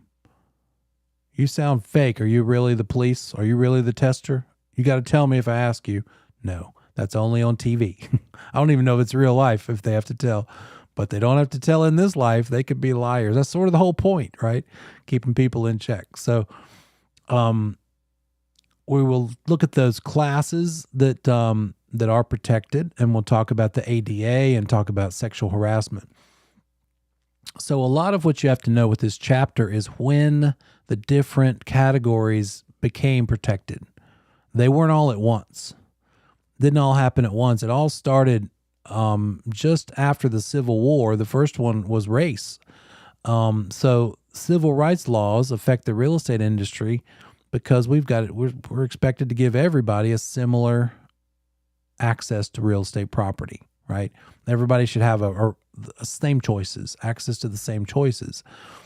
This logo we will see and we should use on our signs and on our business cards, and it should be posted in the offices. But what it says, it's showing the world that we comply with fair housing laws, that we give everybody equal housing opportunity. In fact, if a broker were to get in trouble for violating a fair housing law, then in the investigation, if they find out that they're not using this logo, it's going to be even worse for them because it's sort of going to imply that they're not really trying hard enough. They clearly broke something or messed something up, and they also don't seem to make it a practice to hold this in a high regard. There's a document about this available called Fair Housing. It's not an option, it's the law, about fair housing categories and rules. But here are the protected classes. And I need to rewrite this a little bit, but you can remember it because of the acronym Fresh Corn. However, you'll notice it has H for handicap, and it just came out that the Realtor Association decided, look, let's get into the new century, and instead of handicap, let's use the word disability. But it still works for the acronym. We just need to change it to Fred's Corn, Freds. I just need to change the slide. So Fred's Corn still has the same ones. If we are replacing the E and the O in Fred and Corn with equal opportunity, all the remaining letters apply to one of the protected classes. So F for familial status, R for race and religion, sex, disability, color, and national origin. So you do need to know these. You need to know these protected classes. And so the other thing besides knowing the classes themselves is when the various classes got added to the list of 7. There weren't always 7. So before the Fair Housing Act came about in 1968, The very first thing that related to fair treatment of people was the Federal Civil Rights Act, not specific to housing, but applicable to everything, both real and personal property. And it said we won't discriminate on the basis of race with regard to any real or personal property. No exemptions. And that was the Federal Civil Rights Act of 1866, right after the Civil War. Now, fast forward about 100 years to 1968, and now we have the very real estate specific Federal Fair Housing Act, the act that makes housing fair, right? And the first four, the very initial four that they started with were race, color, nationality, and religion. Race, color, nationality, and religion were the first four that the Federal Fair Housing Act began with in 1968. No discrimination on the basis of religion, nationality, color, race. Another few years later, in the 70s, they added sex, gender, no discrimination based on male or female. I think of this one as, it was a historical moment like Woodstock and like bra burning demonstrations and women's rights and all that stuff from history in school. So women's lib was a big thing. So that's kind of how I think of when this gender category was added. But it was initially called sex. It still is called sex. But now, fast forward to today, sex includes all the other gender-related categories too, including multiples, including sexual orientation, gender identity as well. In the 80s, they added the last two, disability and familial status. No discriminating against kids, households with kids, and no discrimination against the disabled. That was in 1988. So you will need to know when these things came about. So spend some time studying that. Write out a chart and keep track of what order these all came in. The first four were these: race, color, nationality, religion. 68. In 74, sex. In 88, disability and familial status. Now, these are still the same protected classes as they always were. So there's 7 federally protected classes. But in the last couple of years, the Realtor Association, because we are members of the National Association of Realtors, they specifically added onto our forms, because we have to, in all the agency agreements, disclose this, that we will not discriminate on the basis of these categories. They added 2 more to these 7. They specifically added gender identity and sexual orientation. And then what they say is, look, in the sex category of the federal classes, that's where we're going to fit those into. Now, when it comes to what a lender is allowed to do or not allowed to do, making loans to people under the Equal Credit Opportunity Act, this is over and above and different from the Federal Fair Housing Act. The Equal Credit Opportunity Act says, hey, you also can't discriminate against people for making loans to them when it comes to their marital status, when it comes to their age, and if they receive money from public assistance. You can't consider those categories when determining whether or not to give somebody a mortgage. So think about that. I have a friend whose grandmother died at 105. And I think when she was 98, she actually came down here and bought a house. She actually paid cash, but if she had gotten a loan, that lender would not have been able to say to her, you're 98, we're not giving you a 30-year mortgage. That cannot be, right? It's under the Equal Credit Opportunity Act, no discrimination based on age or marital status. And then if you're getting Section 8 or any other kind of government assistance, public assistance, that cannot be a reason that you would not get approved for a loan.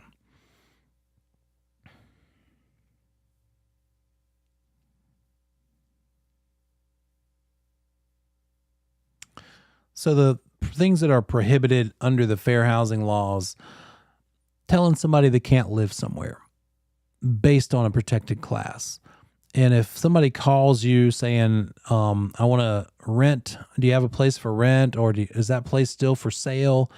Or if they come there, visit, if you see them, and based on any of those protected classes, you're making a decision as to whether to show them a house, whether to tell them that it's available or not. That's another big one. People will get some inclination, or they'll decide that they think somebody's a member of a class, and they'll say, oh, no, I'm sorry, that one's sold, or that one's rented, right? So refusing to sell or lease to someone, charging them something different, requiring a larger down payment, requiring a higher interest rate, obviously is discriminatory, and then telling them it's already sold or leased, basically lying about it. Last year's continuing education class, I taught about 30 or 40 times, and that general update class was a big, I think section 2 was all about, in particular, racial equity. So we really spent a lot of time in fair housing examples, case studies, and there was all kinds of cases where I think in Long Island, New York, there was sort of a sting operation where some testers called a whole bunch of realtors, and a whole bunch of realtors got in trouble for saying things like this, for saying, sorry, that's no longer available. Sorry, not available for rent, not available to buy. It's already sold. So it's out there. No surprise, I'm sure, but there are measures being made to combat it. What are we talking about if this is the federal fair housing's not commercial, right? Housing is for is to reside in. So therefore, housing means it's a residence from 1 to 4 units. Officially, if it's 5 or more units, it's considered commercial. So we're talking about residential only here. This is what the Federal Fair Housing Act refers to and covers. So duplexes, triplexes, fourplexes, things that are residences, 1 to 4 units. You can't discriminate in commercial either, but it's the Federal Fair Housing Act that we're talking about here. We know about familial status. That's probably a big one in rental, the rental sector that gets violated. Disability, we're talking about something that affects major life activities, including rehabilitation. So this is more than like visually obvious issues. This could be somebody with PTSD, right? So you got to be sensitive to what someone's disability might actually be. Could be all manner of things that aren't immediately obvious. When it comes to accessibility, the ADA has some requirements, and they say, hey, landlord, if you make a property available to rent, you better be willing to modify it or make arrangements so as to give this disabled person equal access. So how does that work? The landlord has to allow reasonable modification to the property. Maybe it's a wheelchair-bound applicant. They might have to widen the doorways to accommodate the wheelchair. Maybe they need to lower the kitchen counters. Oh my gosh. They got to take out the cabinets and lower the counters. Yeah, they do. But here it is. That tenant would pay for it. The tenant would have to pay for it. They're not expecting the landlord to pay for it. And also the tenant would, you could negotiate with that tenant more money to restore it back to the way it was when they're finished, when they're done, when their lease is up. So they cannot increase a security deposit for a disabled person, but they can negotiate that the property is made back to what it was before.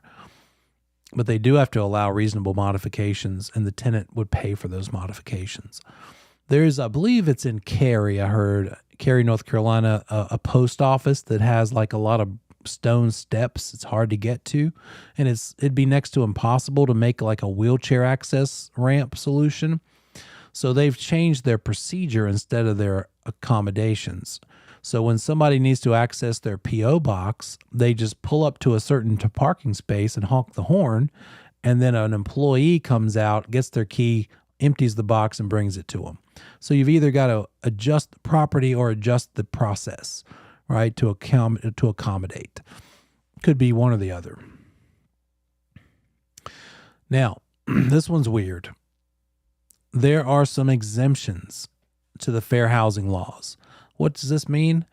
This literally means people can violate the fair housing laws under these categories. These are exemptions. People can actually discriminate on the basis of those classes in these cases. It is actually a national exemption that if somebody is selling or leasing their own property, then they can choose to not pick someone based on what protected class they are in. That is allowable under national law. If it's a for sale by owner or for lease by owner, they can say, yep, nobody of this religion, nobody of this color, nobody of this disability, that's allowable. However, in North Carolina, it's not. For sale by owner, for lease by owner, not able to discriminate on the basis of fair housing. So I have a feeling, I don't know for sure, I've never checked, but if this is true, there's maybe some states amongst our states that do go along with the national exemption. North Carolina is not one of them. So on the test, it might say under federal and state fair housing laws, the owner selling their own property by themselves can choose not to sell to somebody of insert the blank protected class. And you'd have to know, that is true under national, but it's not true under state. They can't violate fair housing categories under state law of North Carolina law, but they can under the U.S. law. There is an exemption allowed under national law, but not under state. Federal, I should say, federal. Another one is this. If it's a multifamily, duplex, triplex, fourplex, and the owner lives in one of the units, then they are allowed to not pick somebody to rent out to those other units that are in the fair housing categories because the owner is one of the occupants. And then a North Carolina law expands on that and says it can be either the owner or a relative of the owner. So maybe like a kid in college, they buy the triplex as an investment property that's near the school. And the kid who goes to school there has one of the units, and they're going to rent out the other two units. A North Carolina exemption is that since it's a relative of the owner, they could use federal fair housing categories as a basis not to allow someone, not to pick somebody because it's an owner or relative of owner. Sadly, I wish we were more in line with that top one for North Carolina in that regard. It's also, we'll finish out this slide. It's also a national exemption that a private club can restrict access to just members of that club. And that club is about a certain type of a purpose. And then a religious organization can restrict membership to just people of that same religion. However, if it's like the Baptist Association, therefore, if you're not Baptist, you can't join us, that's allowable as an exemption, but you can't use the religious exemption to also say, it's the Baptist Association, we have an exemption from fair housing laws, therefore also nobody who's disabled or nobody who's of this race, national origin, any of the other classes, right? They can't use it as an excuse to blanket violate, but they can say it's only for Catholics. It's only for this or that or the other religion.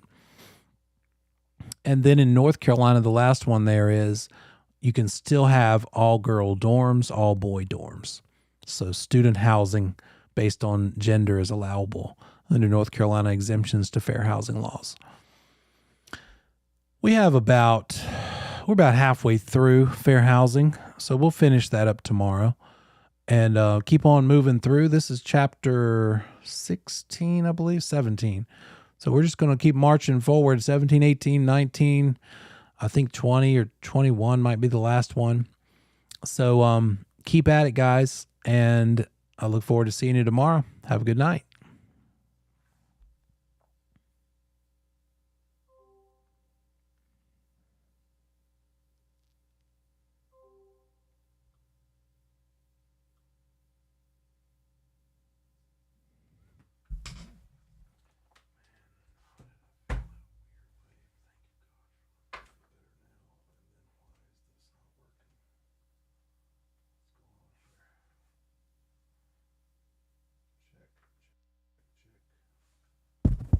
Check. Okay, now we're good.